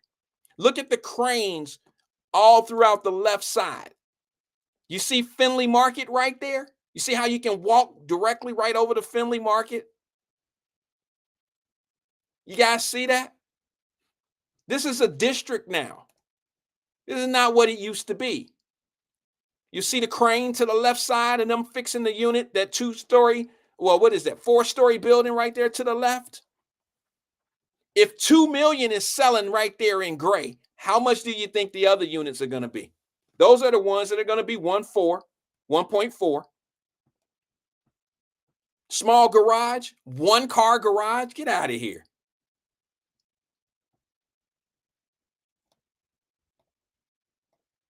All right, enough. If you want some more, go look it up. Go look it up yourself.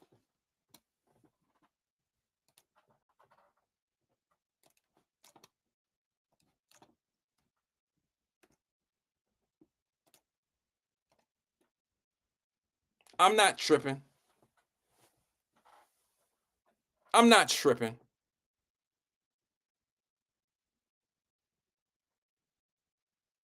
And you really think they about to gut out 100 units, move them people out of here, and say, welcome back. Welcome back. Now, I'm going to say something that's probably not true, but I'm going to say it. I'm probably wrong.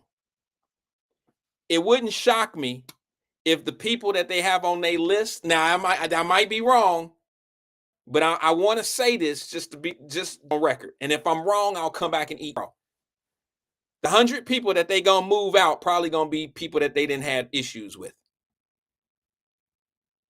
Anybody want to dispute that? If so, I'll give, hey, I'll say, hey, you probably right. Okay. I guarantee you, I can't guarantee you, but my thoughts are the people that they didn't have the most problems with in that little City West area, the mama that got 4 kids be out playing in the grass, tearing shit up. They didn't have problems with the girl that don't want to report boyfriends. Stan, that's my candle burning, y'all. The people that they've had the most problems with, fighting and all that old shit, they asses up out of there. They asses up out of there. And let me tell you where they coming. To a neighborhood near you. Oh, I know the agent's mad at me for telling that truth. They coming to an area near you. You see what I'm saying? Y'all so quick to talk about, oh, they moving them, oh, they need this, they need that, they need that. Yeah, until a motherfucker with 5 kids that ain't got that don't have no couth about how to handle shit move next door to you. Now, I ain't trying to take the power out of everything I just said, but I'm telling the truth.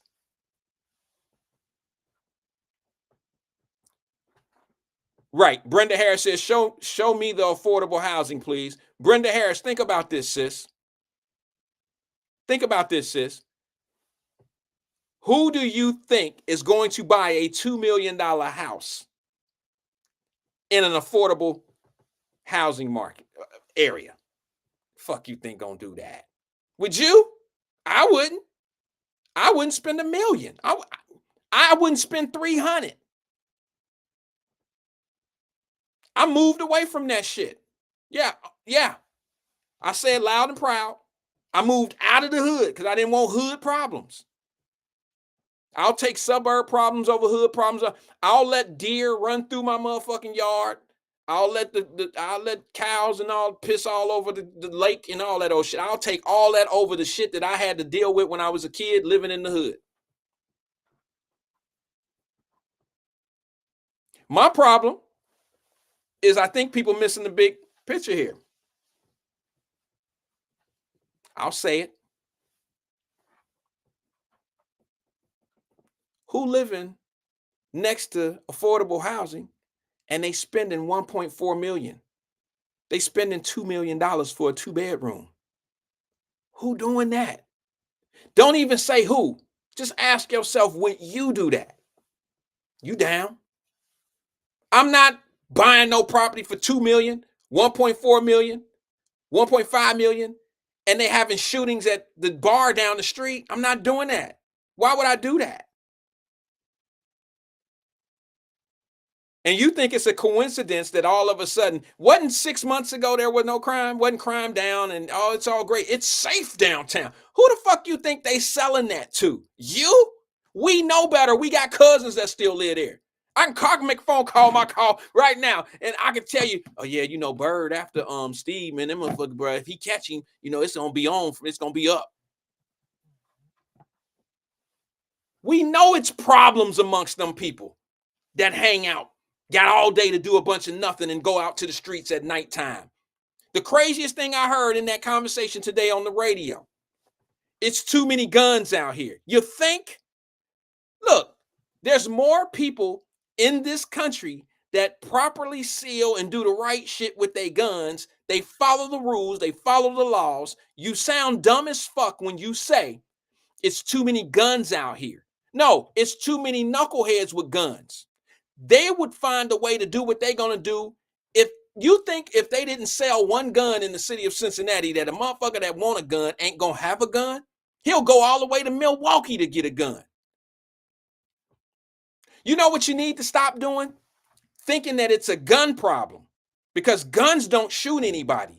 You have a person that's morally disruptive to want to even kill and shoot somebody. Why don't you fix that? That's like buying a brand new car. As soon as it run out of gas, say, fuck it, this car didn't run out of gas. I got to go get me a different car now.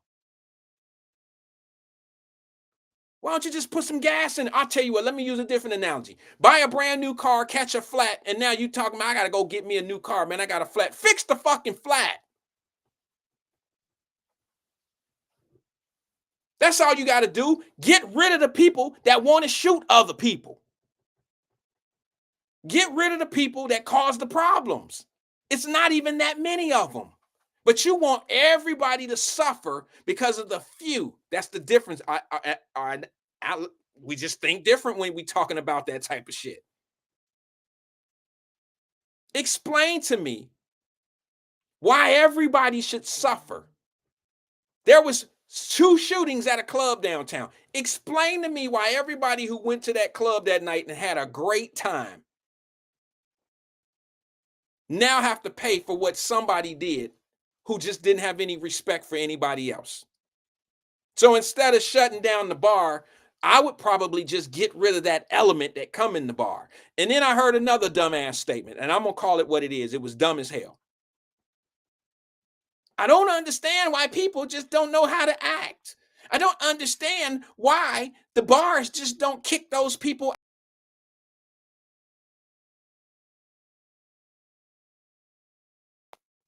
How people don't, they're about to blow it for everybody. You know why? If they blow it or not? You know why these folks don't care if they fuck up this man's business or this woman's business of a nightclub? You know why they don't care? Because they know it'll be another one next week that they can open that, and they can fuck that one up too.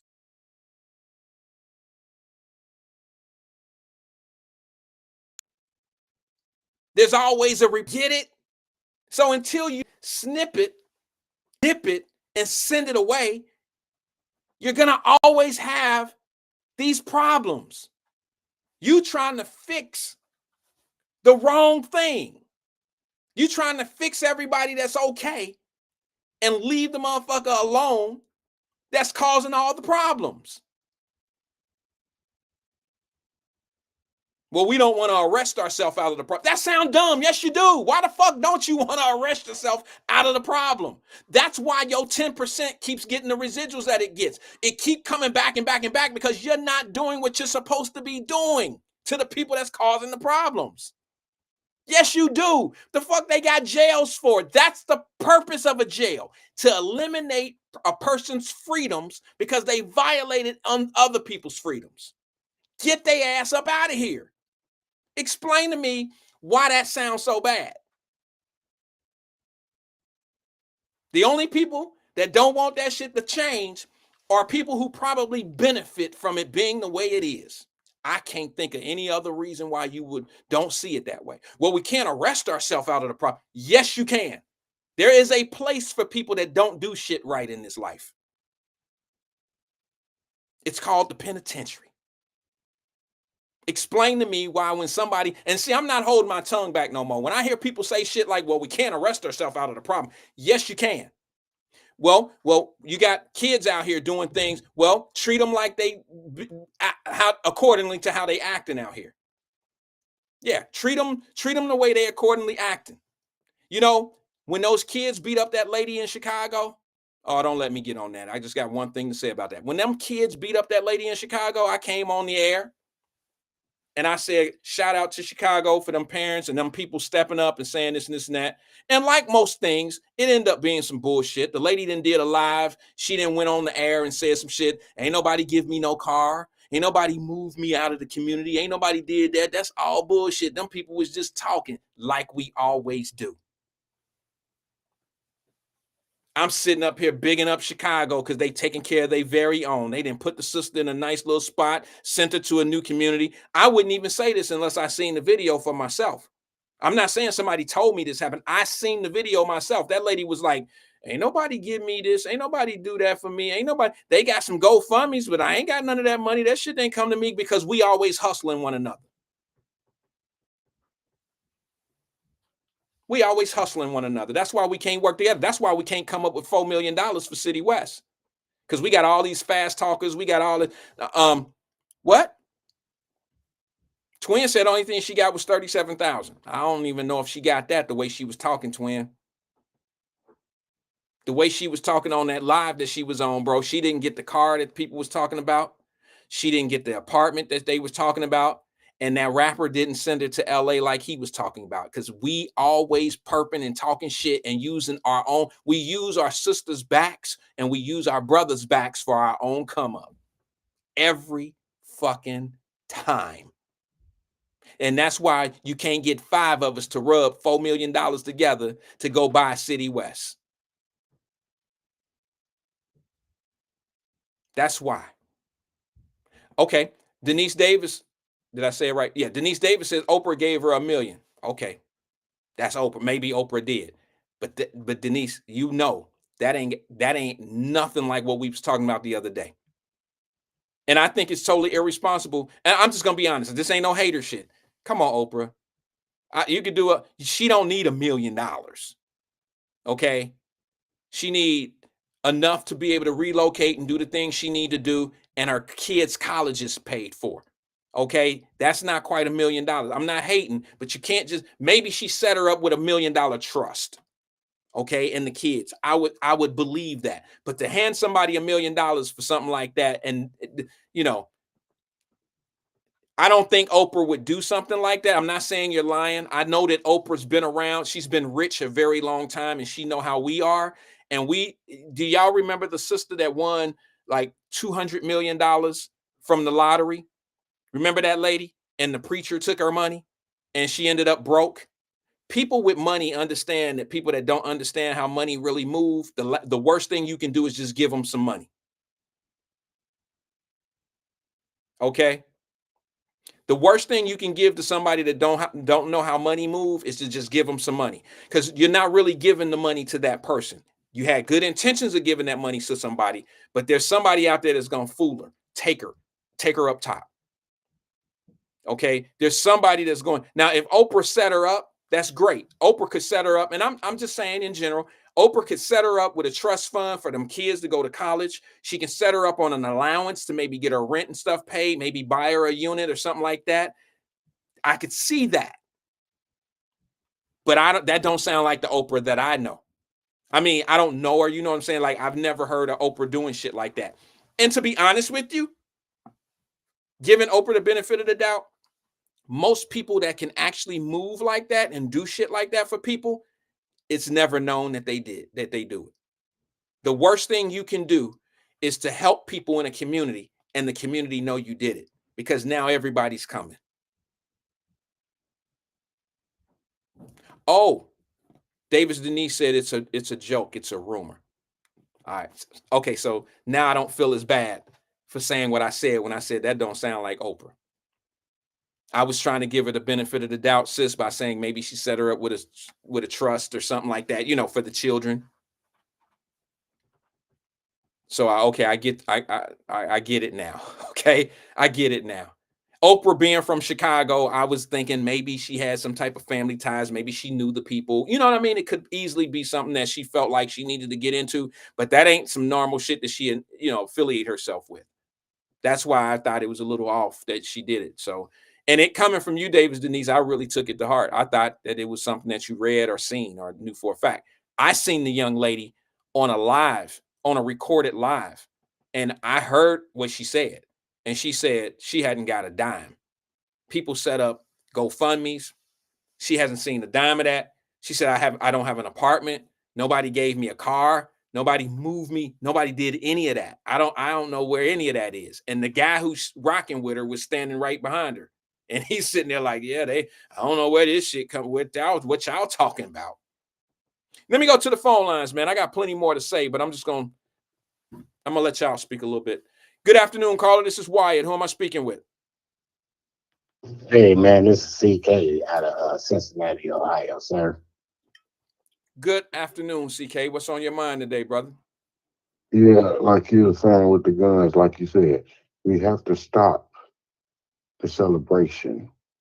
When they get out of prison, like Max B, we don't celebrate him doing 16 years in the joint. Yes, they when do. they get out of prison, like Blueface, you don't celebrate him going to prison. Yes, they do. Getting out. Yes, they do. Yeah. But you see, when I call your platform, I celebrate you getting your daughter into medical school, and then you have an African-American gentleman call in right after me and bash me for award celebrating your dedication to higher learning with your own seed. That's See, okay. you remember that? I remember, and you're very consistent in having those arguments. This is how we destroy the negativity, sir. We highlight people like you see. It's hard for you because you're humble, sir. But you have to be like Eddie Murphy and tell them, yes, I started this shit. I'm the black actor that opened up Hollywood for all you motherfuckers. Wesley Snipes, Denzel Washington, Morgan Freeman. It was me, Eddie. So it was Wyatt who put my child in higher learning so she could be the example. See, so now we don't have the celebration of incarceration. You broke the cycle. I hear you. Now, let me say something about that. I was very disappointed in my man Mike Epps. I really like Mike Epps, the comedian out of Indianapolis. He's one of my Day. Okay, he's one of my favorite guys. He keeps shit 100. He's funny. He brings real life stories into his comedy, And he made a comment about what you're talking about right now, about celebrating guys who come home from prison. They throw on parties, they act like that they did some gangster shit, and they get all this mad respect from the hood and the children. And he came back, Mike Epps came back and retracted some of the conversations that he had. Big mistake. And he was like, I made a mistake. You know, I wasn't talking about the guys that's coming home from prison that got certificates and can go out here with, you know, they get an opportunity to you know, utilize their certificates. I ain't talking about that. I'm talking about the people who you know, who came home and, you know, ain't really doing nothing with it. He didn't even have to do all that, because if you know the conversation and you know what he meant when he said stop celebrating people that's coming home from prison and throwing them birthday parties, and you're not going to celebrate the guy that just got his CDL license or got his barber license, but you'll celebrate a motherfucker coming home. See what I'm saying? So yeah, I get it. I know exactly what he's talking about. I gave my niece $40 on her CDL because I celebrated. I don't just celebrate Wyatt, who I don't know. I celebrate my blood because she did it too. And she became a CDL, and she's currently a Metro driver, young as hell. She about 21, 22. I gave her $40. Okay. You hear me? Yeah. And when I gave it to her, what I said, this to that CDL. Just because I lost mine, it ain't the end of the world. And thank you for that love from the lady that called you yesterday. That was real love. I appreciate that. When she told me, she was telling you to embrace some of the compliments, because you know it's hard for you to embrace. And she showed me love where she was telling me to look for you know, other endeavors to try to get my CDL. That's love. I have looked. That career is over, but I want the people to know in Cincinnati I'm better now than I was with the CDL. So going through hell made me a better person. I'm more humble now. You know what I mean? So Mike Epps, sir. Back to the Mike Epps. Okay. He inspired this phone call, sir. Okay. I felt that he spoke for Randall Wyatt and he spoke for CK when he made the initial statement. The initial statement. I think he made 100% straight facts. He said nothing wrong. You don't retract a statement, Wyatt, when you're 100% right about the statement, right? Unless you're talking to a group of people that will they think they're going to cancel you when you start criticizing or holding people accountable. That's when you start retracting. See, you got to understand, he's just the opposite of somebody like D.L. Hughley or Ricky Smiley, all them guys that's talking all that bullshit, because what they doing is they selling tickets. See, when you talk all that shit from the angles that they talking and not accountability and all that old shit and how we getting done in instead of what we need to be doing. When you talk like that, when you come to Cincinnati or when you go to St. Pete or when you go to a black town, they're accepted. See what I'm saying? They accept it more because they down with the cause and all that old bullshit. They selling tickets. You see what I'm saying? They ain't gonna never get on the radio or get on no show and talk real shit. They gonna always talk about what's being done to somebody instead of what needs to be done. It's easy. I mean, that's what they do. That's how they sell their tickets to their shows. And I appreciate the love that the caller showed me. That was your people, and that's how we do it. She gets me. She's now, you have a higher intellect that she sees through. Oh, y'all doubt me, but she sees the truth. No, it's the higher learning. We not celebrating nobody coming home for prison, Wyatt, unless they are innocent, sir. Now, we going to celebrate that if you're innocent, Wyatt. Man, I know guys that did 10 years on a murder bit. When they came home, they had a damn near carnival outside for him up in Middletown. They had high wire walkers and all type of shit. Motherfuckers out there breathing in fire and blowing out the mouth. They do it a whole production circus for this dude, and he did a murder, and he did 10 years. He shot and killed another black man for hire. And when he came home, they gave that motherfucker a carnival. And because the sentence is worth celebrating. If you a man that took life in America and you only get 10 years, hell yeah, you're gonna celebrate personally, but I'm not gonna celebrate you. This is a situation. This is what it is, bro. He was hired to kill somebody. Instead of him getting 25 to life without parole, he had to tell on the person who hired him. The person who hired him got more time than the person that actually killed the dude.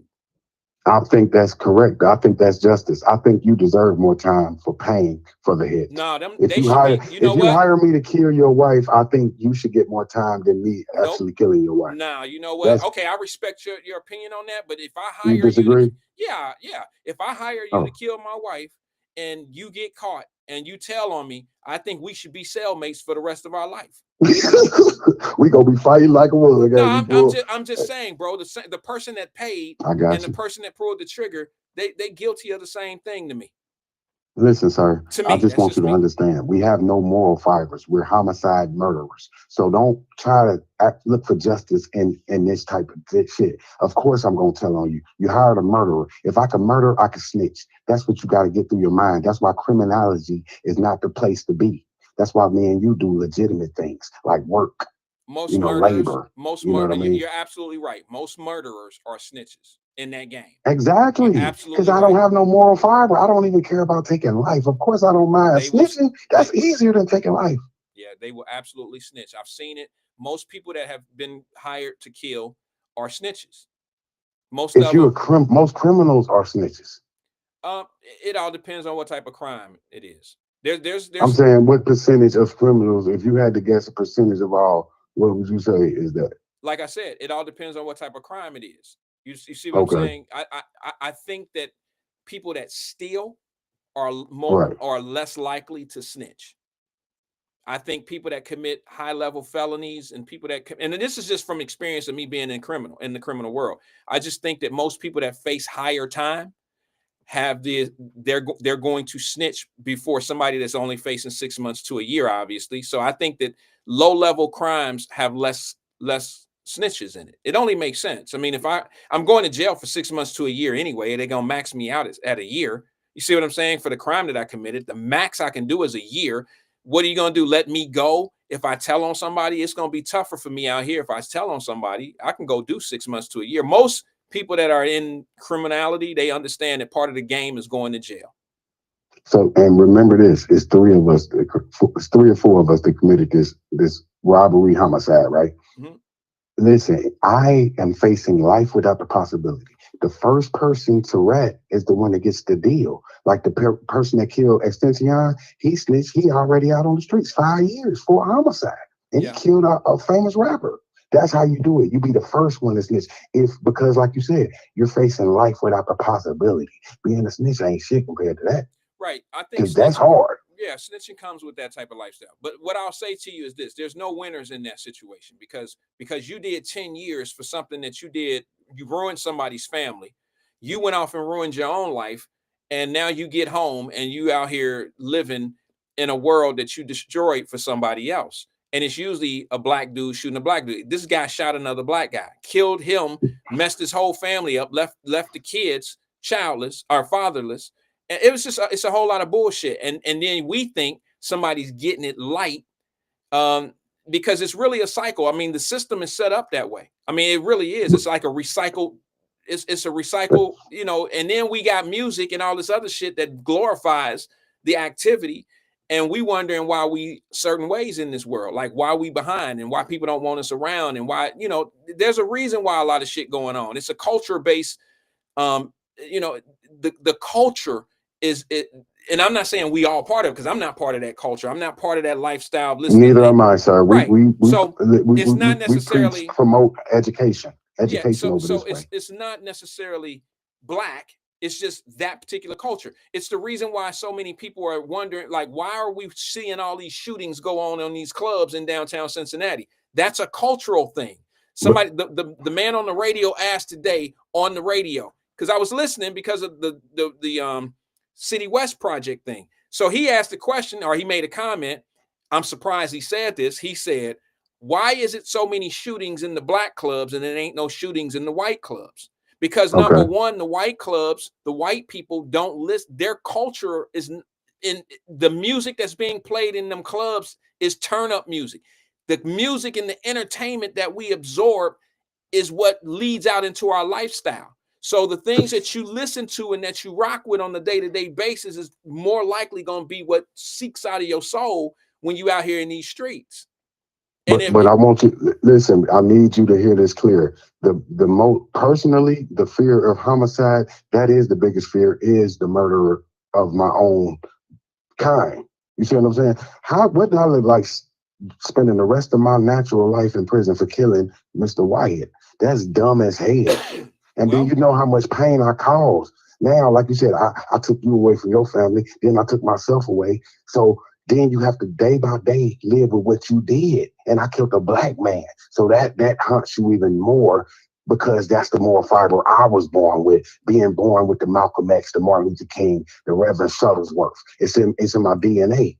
So that's the extra thing to keep me away from homicide because I don't want to. I know my black people hate me the most because of the things they say to me, but I love them the most. My people hate me the most, but I love them the most. That's the best way to explain it. That's the best way. I had to hit you with that, no, just yeah, that's it. They hate me the most and I love them the most. And that's always, it's like a toxic relationship we have within, like my ex, he should have never apologized. You are a man, sir. And I do understand the cancellation made him apologize.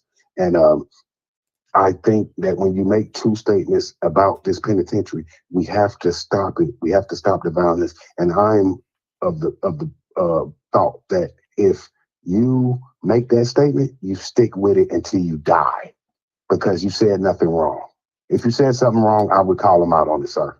Right, Do but you he yes. says something wrong to a lot of people. It might not see. Okay, like he's not. It's not going to change anything for him by telling the truth to us. But when you tell the truth to some other people, it interrupts their lifestyle. It interrupts his lifestyle. He won't. They'll start saying some little shit in social media.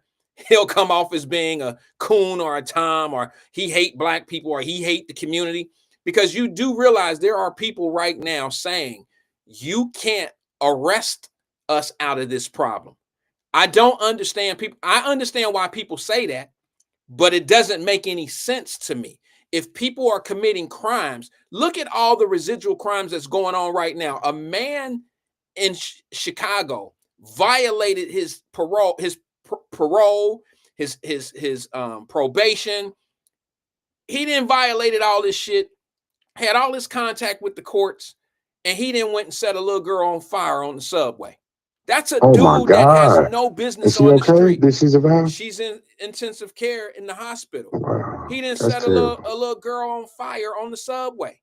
See what I'm saying? And it's like it ain't like he doesn't have any contacts with the court. It's not like that he shouldn't be. He should be in the penitentiary somewhere from all those violations. Right. I agree with you right there. To keep the public safe. Exactly, if you put them in that damn wall, put them in the big house, keep us safe, keep that little girl and let's safe. Be honest. Let's be honest. Sometimes people exaggerate, CK, when they say, you can't arrest us out of the. We ain't talking about arresting people for little jaywalking tickets. We're not talking about arresting somebody and putting them in jail for 2-3 years because they had a little bit of weed on them.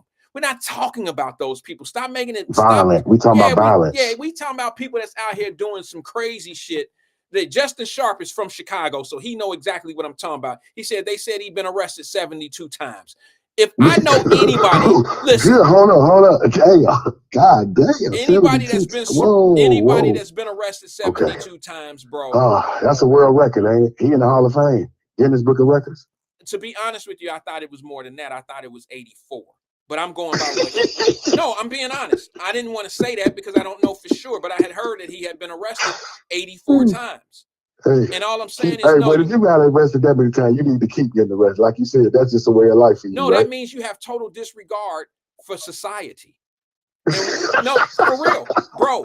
It means that you have no disregard. You have total disregard for society, and you don't care nothing about jail. So if you don't care about jail, let's make it a permanent residence for you. Life without possibility. No, I'm just saying, how many people have to be victimized for us to understand that some people just don't belong out here with us? That go for white people, black people. How many crimes he done got away with? Imagine how many he got away with. He ain't get caught on. He ain't get caught on all of them. Exactly. He only getting caught on 45%. He getting away with 55%. So I'm an advocate. If anybody ever want to come on and challenge me or whatever, make me look bad because I said that you can arrest yourself out of things that's going on in your city, feel free to call me. Feel free to reach out. It ain't got to be no nasty, disrespectful conversation. I'm just telling you from 25 years of my life being in the criminality business, I'm trying to tell you that the most people that get in trouble are people that are constantly getting in trouble. And at a certain point, they don't care about the rules. It's just like people that want to blame guns for what people do with guns. It ain't the gun that's pulling the trigger. It's not the gun that's walking down the street and got a beef with somebody. It's a mentality that pulls a trigger. Hey, please let me leave you with this. Let me leave you with this. I'm coming hard with a body punch right here. Okay. If Max B, if he gets his daughter into medical school and she becomes a doctor, like hopefully your daughter, I would celebrate him too. I will disregard his incarceration, sir. But it's about what you do. I'm not gonna celebrate you going to jail. But if he does something good or his kids do something, I will celebrate. I don't know who that college is. and stuff like that. But I'm not celebrating nobody getting out of jail. Never. No, I would never do that, sir. CK, never. Who is Max B? A rapper? Max B. Yes, he's down with Jim Jones. He was a Jim Jones bowler. Did you hear what? Matter of fact, bro, I got one for you. I was gonna let you go, but I got one thing for you. Did you hear Santana? What's that? Santana Jules? Did you hear what he said on social media? What did he say? Oh, that was the dumbest statement in the whole century since 2000. Wait a minute. He said kids don't need to know how to read. Yeah, I heard that, but that ain't what I was talking about. But yeah, that is the dumbest shit. He said the kids need to learn how to do business. They need to know that before they know how to read. But I understand what he's saying. I don't agree with that. But he also said, he gave a confession. And this is what I'm talking about for all my Jeezy fans. What he said is, I feel bad for what I did to the kids. Okay, now y'all know Santana like our age. He ain't did shit to kids. He did it to us. All right, he said, I feel bad for promoting lean and promoting drug use, and I feel bad about the lyrics and promoting gangs and promoting violence on the street. I feel bad for promoting all this old shit in our culture. I feel bad for the shit that I did for the kids. That was 20 years ago. That you ain't fucked up no kids today other than the rappers that's coming up behind you that's still echoing the bullshit that you echoed. But other than that, bro, you're talking to us. You was talking to us when you was making records and talking all that nonsense like Jeezy and all the rest of them. You was talking to us. You ain't talking to no kids. It's people my age and your age, CK, that's on lean because they was promoting lean and robberies and coming up in the dope game. He sound crazy as hell talking about, I feel sorry about what I did to the kids, as if kids listening to his ass right now. Ain't no kids listening to no Santana. Well, but he's talking about the kids from 2005, sir. He's talking about back then. He's not talking about now. He's talking about the kids from then. Bruh. When they was running the hip hop game. I know. That's my point. And you knew back then when he told you to drink lean, I knew you knew he was a fool back then when you was young. Lean is stupid as hell. Don't nobody drink lean but retarded folks. Who the hell drink lean? A lot of people was drinking cough syrup, lean, and all that old type of shit. Okay, but that's just straight poison. That's like drinking gasoline there. Well, that's just crazy. They were doing it, and they were led by people that was promoting it in music and promoting coming up on 3 bricks and cutting a brick down and you know what I mean, flipping it. Now I don't know how. Okay, reason why I didn't want to do that because how do I supposed to sell something for $40,000 where I get my head blowed off? It ain't gonna happen. You done. But yeah. Oh, what's up? What's up? Okay, CK, I gotta let you go, man. I'm at my time. I got a minute left. Man. All right, yes, brother. Sir. Appreciate you engaging with us. God bless you too. Hey, listen. All I'm saying to you is, a lot of the shit that we talk about is coming in for you. It's just coming up. I was shocked to see Santangelo, or what's his name? Santana, whatever his name. I was shocked. I wasn't necessarily shocked to hear what he said, but rappers are starting to come in and start saying some things about how they were influencing the neighborhoods and this and that. And a lot of them are turning around and saying, I'm sorry, I was part of that. Well, that was us. That was us. All right. So now, keep your apologies. We already know that you did some crazy shit. Jeezy and all the rest of them talking about 3 bricks and we gonna cut it down. You know, most of us learn how to sell dope off of music. Ain't nobody ever sit me down and say, this is how you break up, 16 O's in an ounce. Ain't nobody ever done that. Ain't nobody ever told me that. I learned that in music. I learned my dope game math in music. So it's crazy. And we just got to be honest with that. Jules Santana, thank you, Stephen Speed. Thanks, Jack.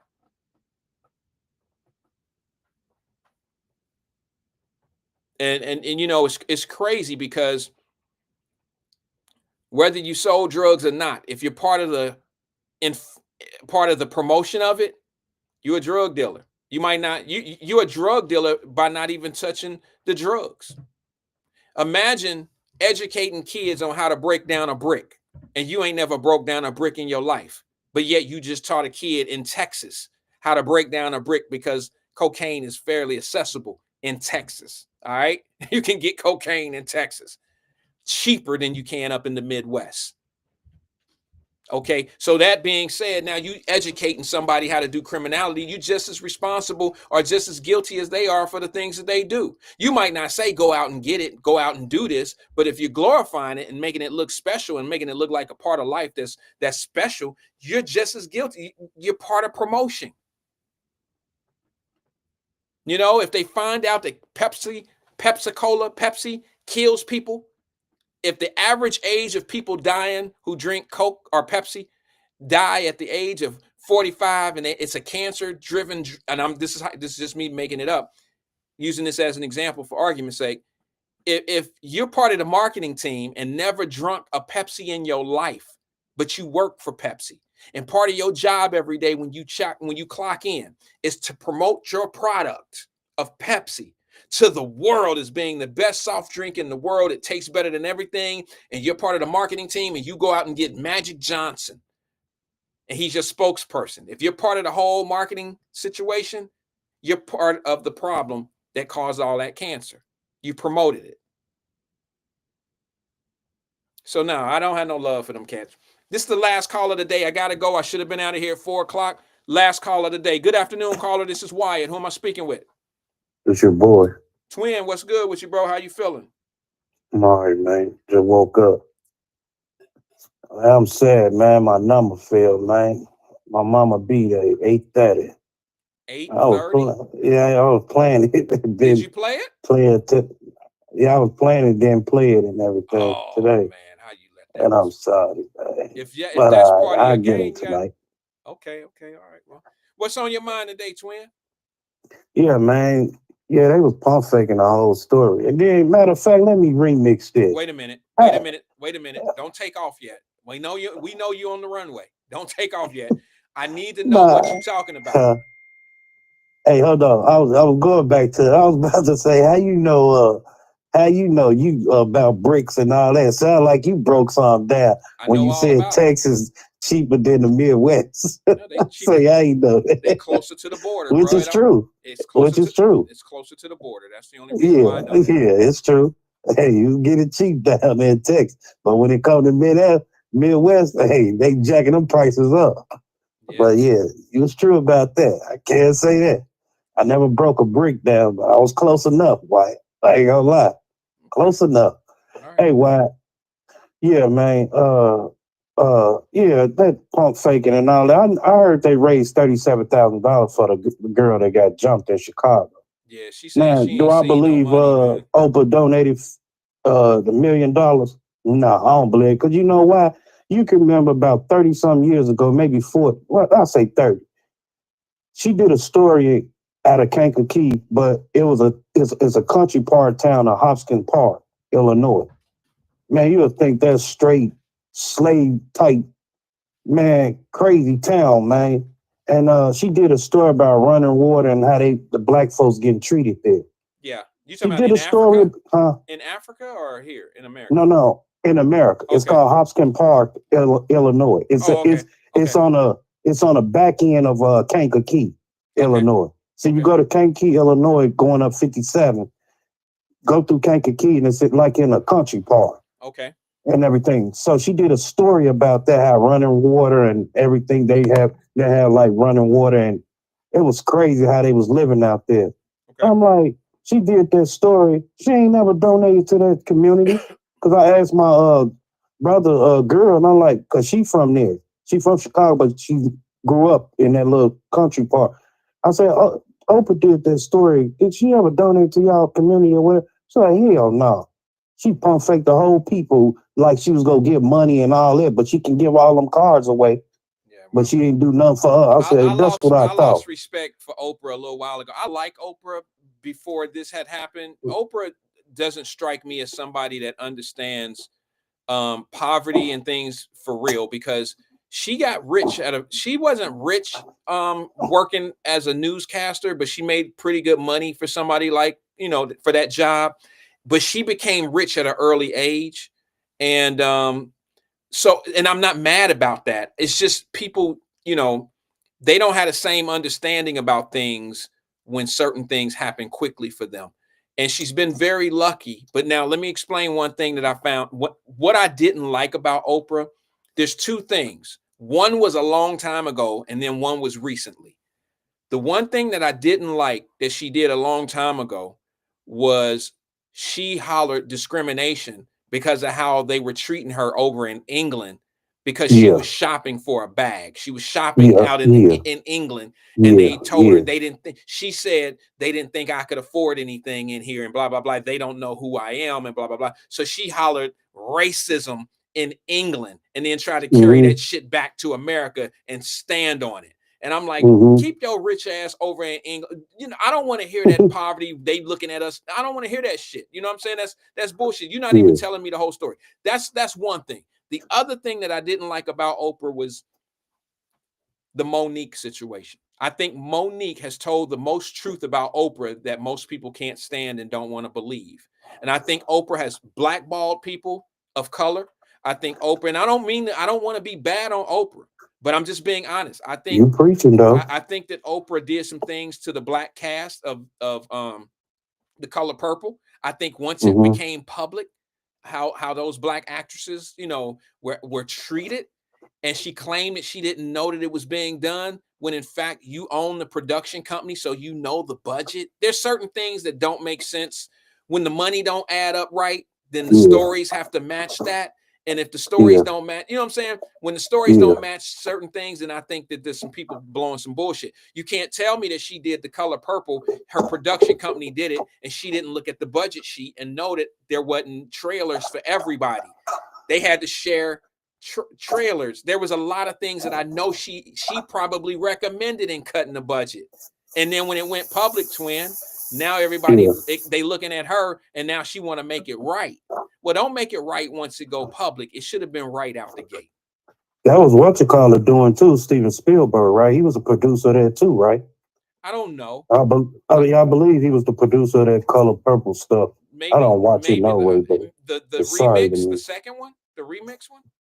I thought the first one and the second. Oh, I don't know. I thought that Oprah had the rights to the second one, and she Oh, took it she over. probably did. I know he did I think he produced the first one, I believe. Yeah, I if think I'm that not Oprah mistaken. had it on Lionsgate or something like that. And I mean, Now that they had, yeah, that's part of Lee Daniels or Tyler Perry, whoever on that. I believe it's Lee Daniels probably on that Lionsgate stuff. So yeah, but no, she be pump faking. I never I never too much like the Oprah Noah, because I believe she holding them kids over there hostage, getting raped over there in Africa. Them little girl. They don't talk about that though. Let me address But this real fast. Let me get Vernon hit me with one. He said, where's all this Oprah hate coming from? Oprah is a businesswoman.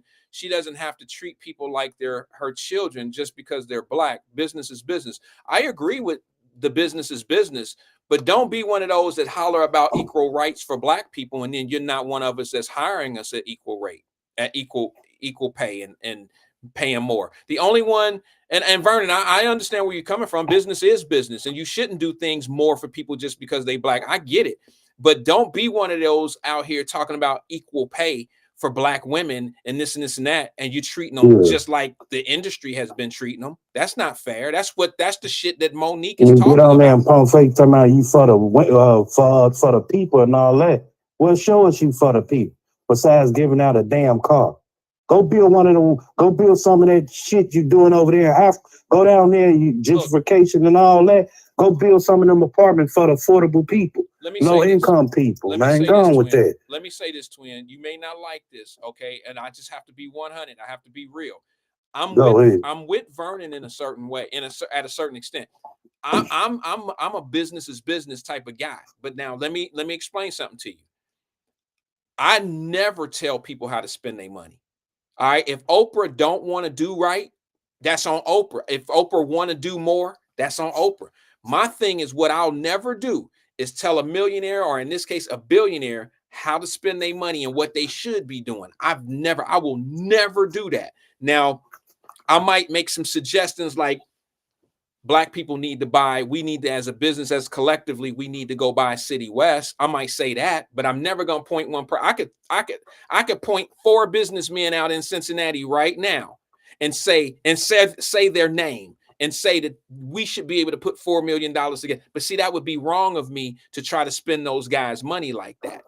You see what I'm saying? I don't ever try to tell that guy or whatever how to do they millions of dollars and what they need to be doing for the people, the public. I just can't. I can't find myself to do that because number So one.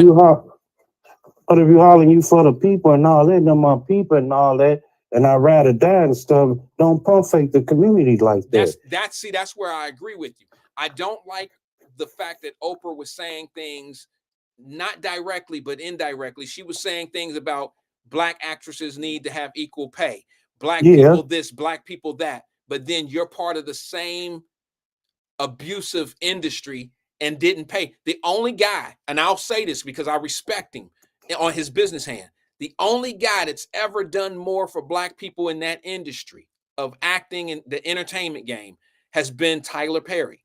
He's lived up to what he said he was going to do.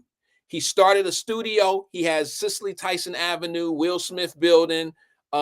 He has done everything he said he was going to do. And guess what he's done more importantly than any of it, twin? He's paid Black actresses and Black actors more money than they've ever made in their career.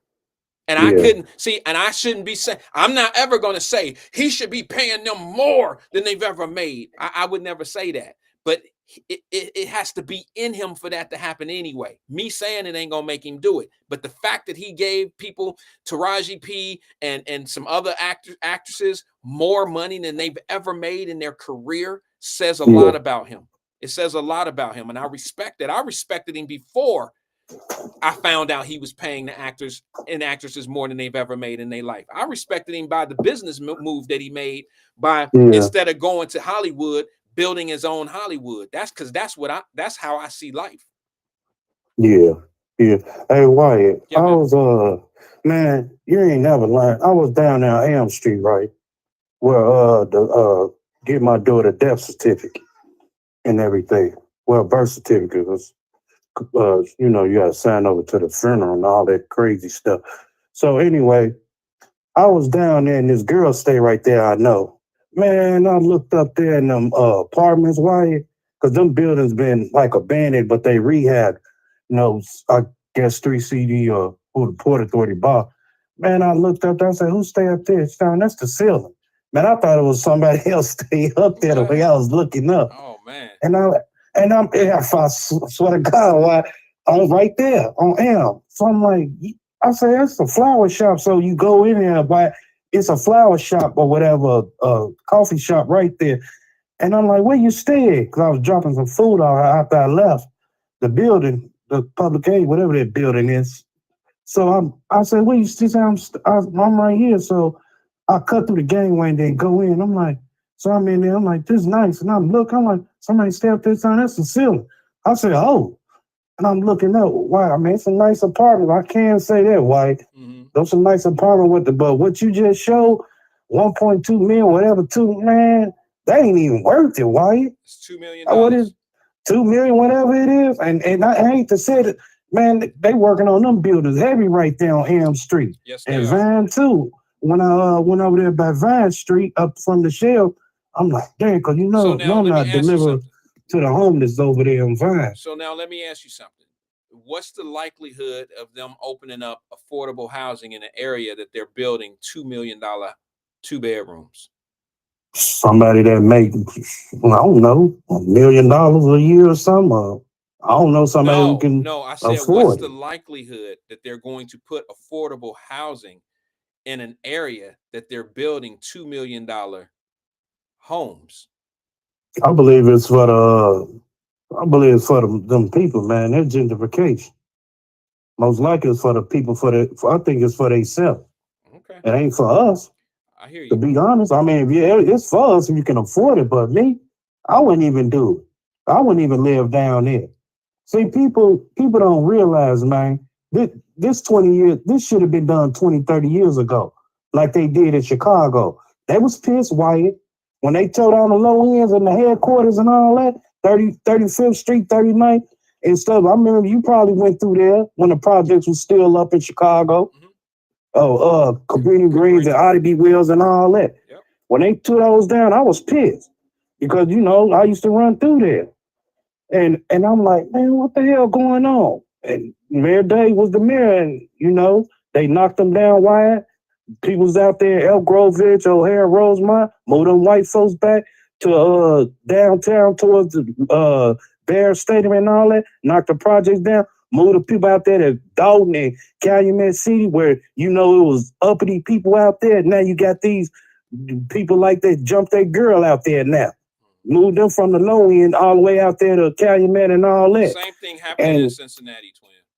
Yeah, I know the same thing. Now they doing it in Cincinnati, and they doing it slow, but people not grasping to what they doing. I'm gonna say something that a lot of people aren't gonna like, but it's our own fault because instead of your preachers You and right. instead of all your megaphones that talk all that other shit, they should have They should have people prepared for what needs to go on instead of sitting back talking about what's gonna happen and what people doing to us and this ain't for us and all that old shit.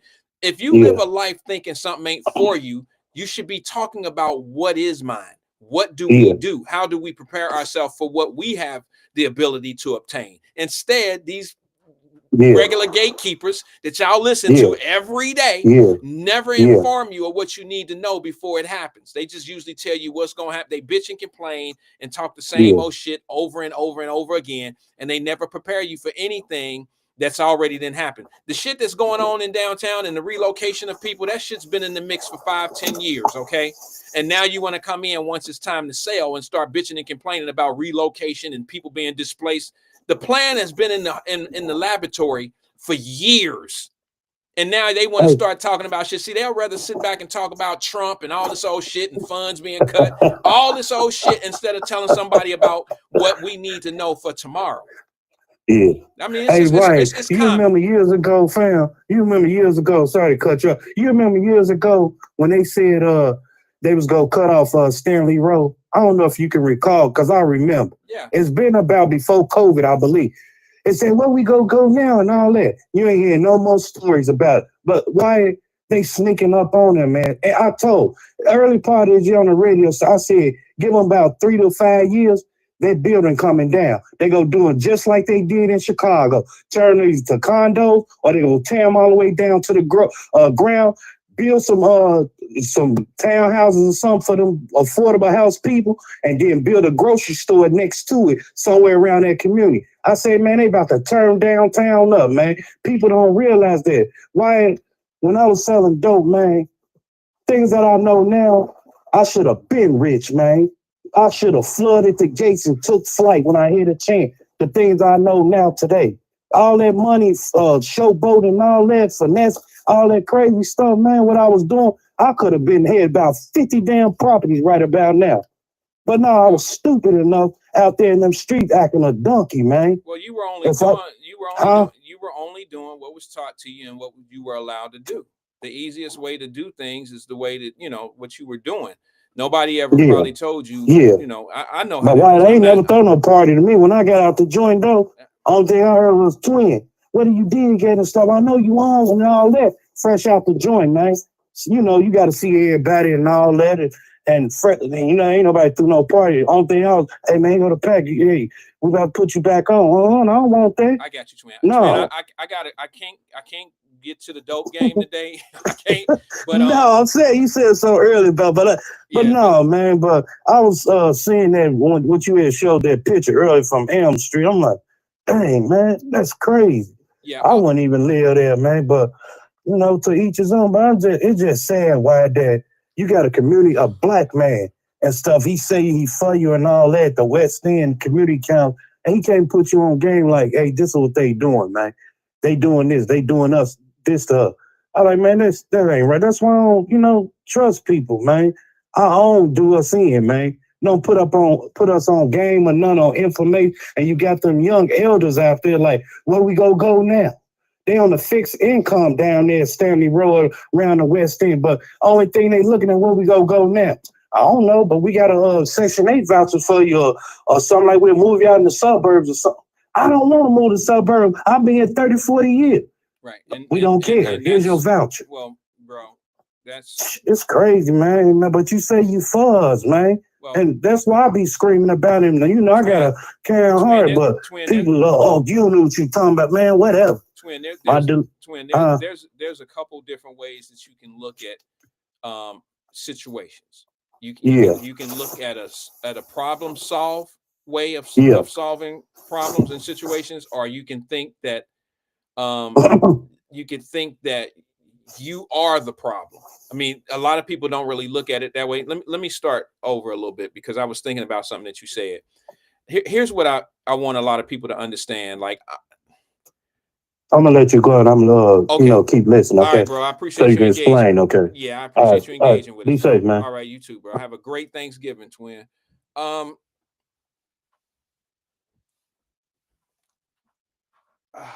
Maybe I should, maybe I shouldn't. I'm tired, quite frankly, of people being entitled. Like, if you okay. When I was raised downtown with my mother and my grandmother, and my mother said, "Ran, we about to move to the Faye." I had to move to the Faye. My mother was taking care of me. If somebody's taking care of me, I have no say in where I can live, where I move to. I have no say. If somebody is taking care of your grown ass, you have no say. Now, a lot of people might think, oh, that's wrong, but it's really not.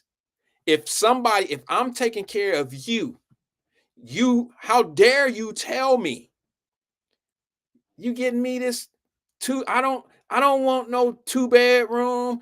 I need a 3-bedroom, but then let somebody else get you a 3-bedroom. If I'm paying your rent, you don't have any say to where you go. If you're depending on me, and I know that sounds bad or wrong, but how dare you be entitled to something that you're getting for nothing? And I'm not suggesting that everybody on Section 8 or everybody, not Section 8, but everybody that live in City West or whatever, not all of them are completely dependent on that. But what I'm telling you is when you start talking that entitlement talk, that's worse than elitist talk to me. Because at least somebody earned the right to be able to say what they are and what they are not going to do. But when you start telling me how you going, I know you run, you ain't have to get me a 2-door. Why you ain't get me a 4-door car? Man, I need a 4-door car. What I tell you what, why don't you have somebody else get you a 4-door car? This is a car I'm giving you for free. And you complaining? You gonna tell me, oh, that's out there too far. It's out too, well, get you a job. Put yourself in a better position. Put yourself in a position where you can afford the things that you want in life. That's how normal people do it. That's how people do it. And then you got people that out here who say things, and I know this off the beaten path a little bit, but they get food in the language and they hear things like, this is getting cut, that's getting cut. They even cutting veterans. I used to get tricked by that. I used to get tricked by the veteran talk shit. Let me ask you, just out of GP. Don't Google it. Promise me that you'll just give me a random answer that you think what it is. Just be fair one time on the Wyatt Live show. Don't Google the right answer. Don't Google nothing. Just put it in the screen if you know or if you think you know without Googling it. What classifies a veteran? And what I mean by that is, how long do you have to have been in the military to be considered a veteran? Is veteran mean you went to war for the United States of America? What classifies you as a veteran? So when somebody says, man, they treating these veterans wrong, What is an American vet? What's a veteran? How long do you have to have been in the military? Whatever armed forces you, how long do you have to be in before you're considered a veteran? I know some people lying and cheating and Googling and it all like.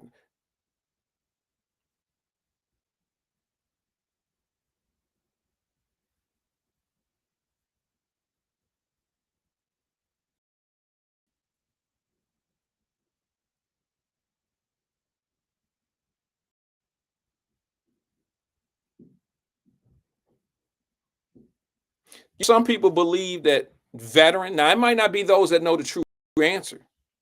There's a lot of people that make you believe that being a veteran means that you served in the military during wartime, or that you're a veteran, that you served a long stint in the military. But in fact, it really means that you just simply went to the military. It means that you spent at least 2 years.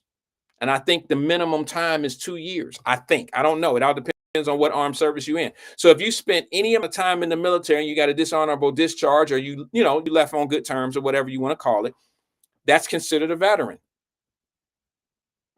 I used to think, and I'm talking about myself, I personally used to think when some people say certain things and they say they treating these veterans this certain kind of way, the first thing came to my mind was Army veterans, people that were in the military that served time in the war. Now, that's probably my own ignorance. I'll admit to that.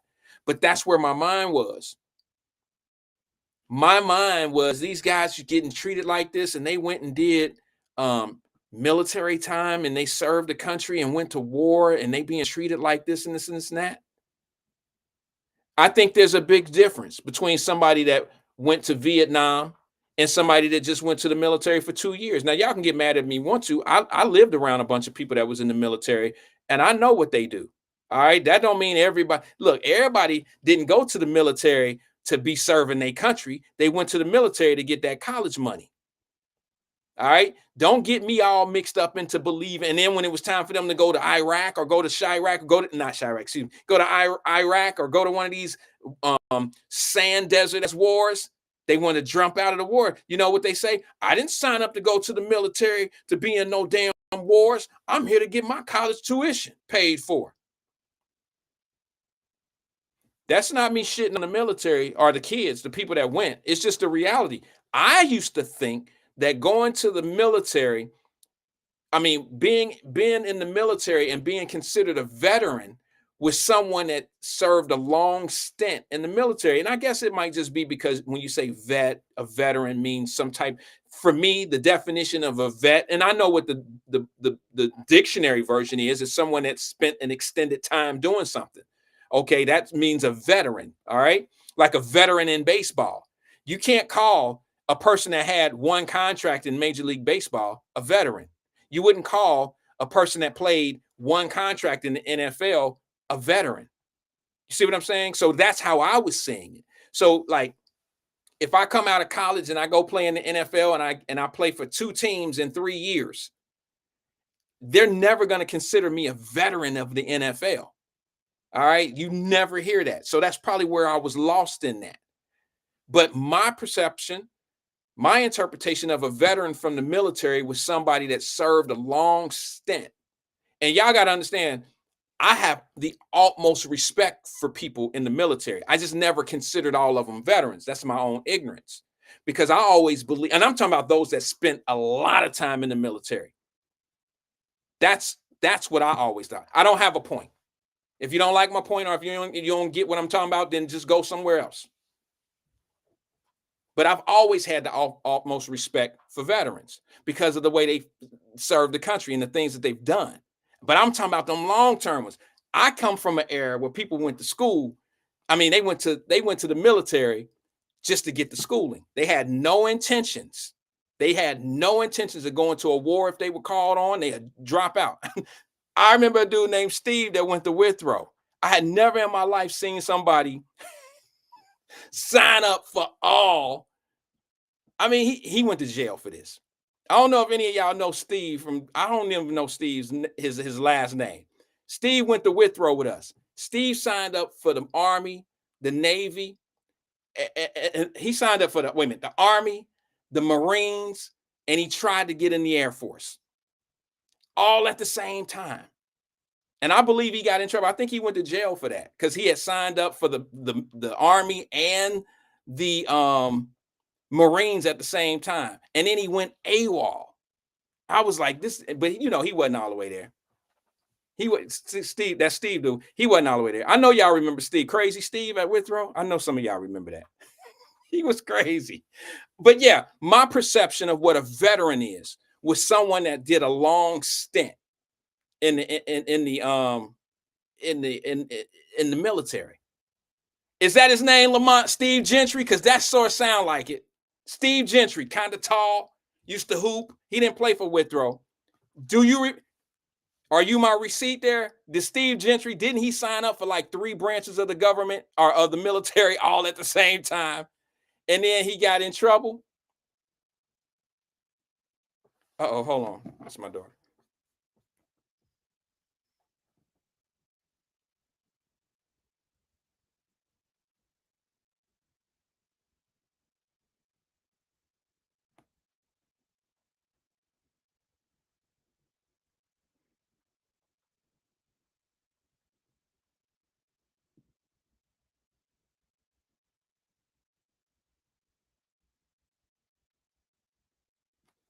Sorry, that's my daughter, guys. Lamont, come on, man. Don't leave me hanging on that. I think his name was Gentry. He said, I'm not sure why. Okay. Damn, I thought that sound like him. Steve was a little goofy, funny type, goofy type of dude. Always joked. Yeah, that sound like him. That's the Gentry just sound like him. It sound like his name. I could be totally wrong.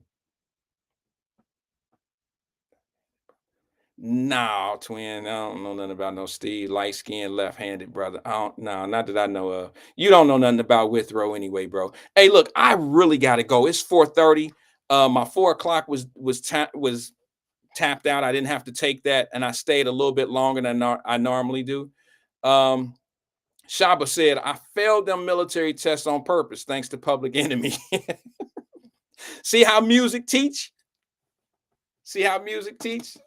All right, y'all. I got to get out of here, man. I got some things going on. You know, I'm not sure I'm going to be here tomorrow. I'll let you guys know in a text message. I'll let everybody know. Fame said Steve Gentry said Steve Gentry was a local high school hoop coach. Now, it wasn't that guy. This I would know his face. I would know if he was a profile guy like a high school coach. I would remember that. He doesn't strike me as a Ross says Steve Gentry was at Withrow. One of his boys got hit in the head with a jack. And something said, fuck all that. J-E. I don't know what that is. Said F's, all that. Yeah, no, I'm not quite sure. I think his name was Steve Gentry now that I think about it, but it doesn't really matter. Doesn't really matter. All that being said, man, listen, if I'm not here tomorrow, I wish everyone a happy Thanksgiving. Enjoy your family. Enjoy the things that come along with your family. Enjoy the peace that you'll get with your family. And I don't care if you're sitting there by yourself tonight or, on Thanksgiving. Enjoy the day. Watch some football. Enjoy the things that come along with being at peace. Talk to you guys soon. Peace and love. Hopefully I'll see you guys tomorrow at 1 o'clock. If not, I'll see you after Thanksgiving. I won't be here on Friday because I'm traveling. I'm traveling tomorrow. I just don't know if I'm going to make it in time to be able to. I don't know if I'm going to make it back to Cincinnati in time to do a 1 o'clock show. Peace and love to everybody, man. Happy Thanksgiving to you all. Give your children hugs. Give your moms hugs and kisses. Love them on this Thanksgiving day. Love them on this Thanksgiving day. Peace and love to you all, man. Talk to you soon.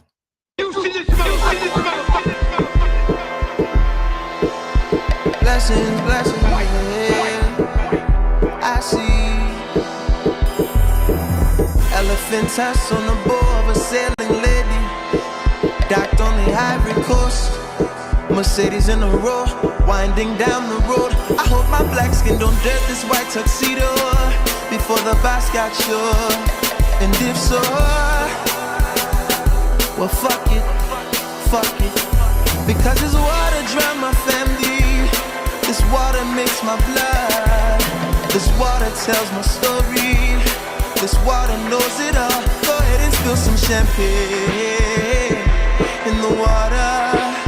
Go ahead and watch the sun blaze on the waves of the ocean.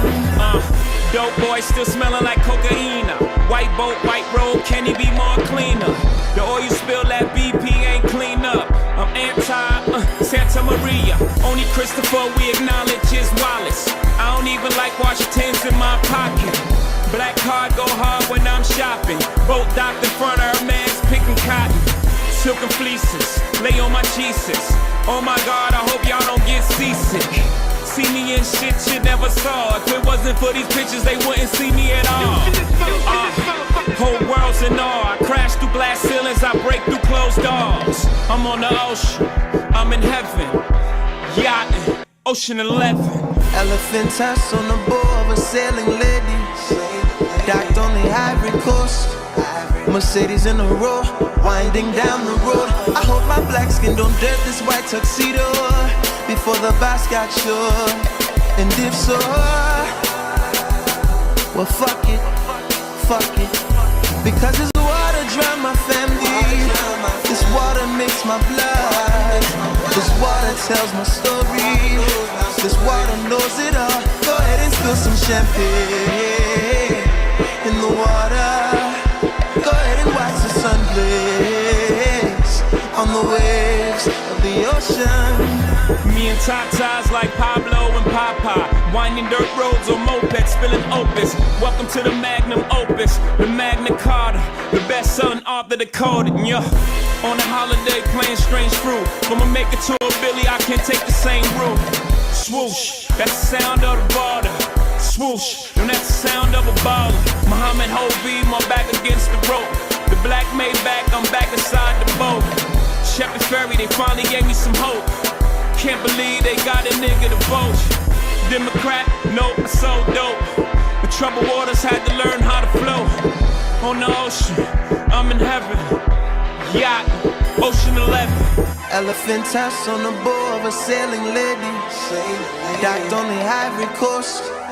Mercedes in a row, winding down the road. I hope my black skin don't dirt this white tuxedo before the bus got sure. And if so, well fuck it, because this water drown my family. This water makes my blood. This water tells my story.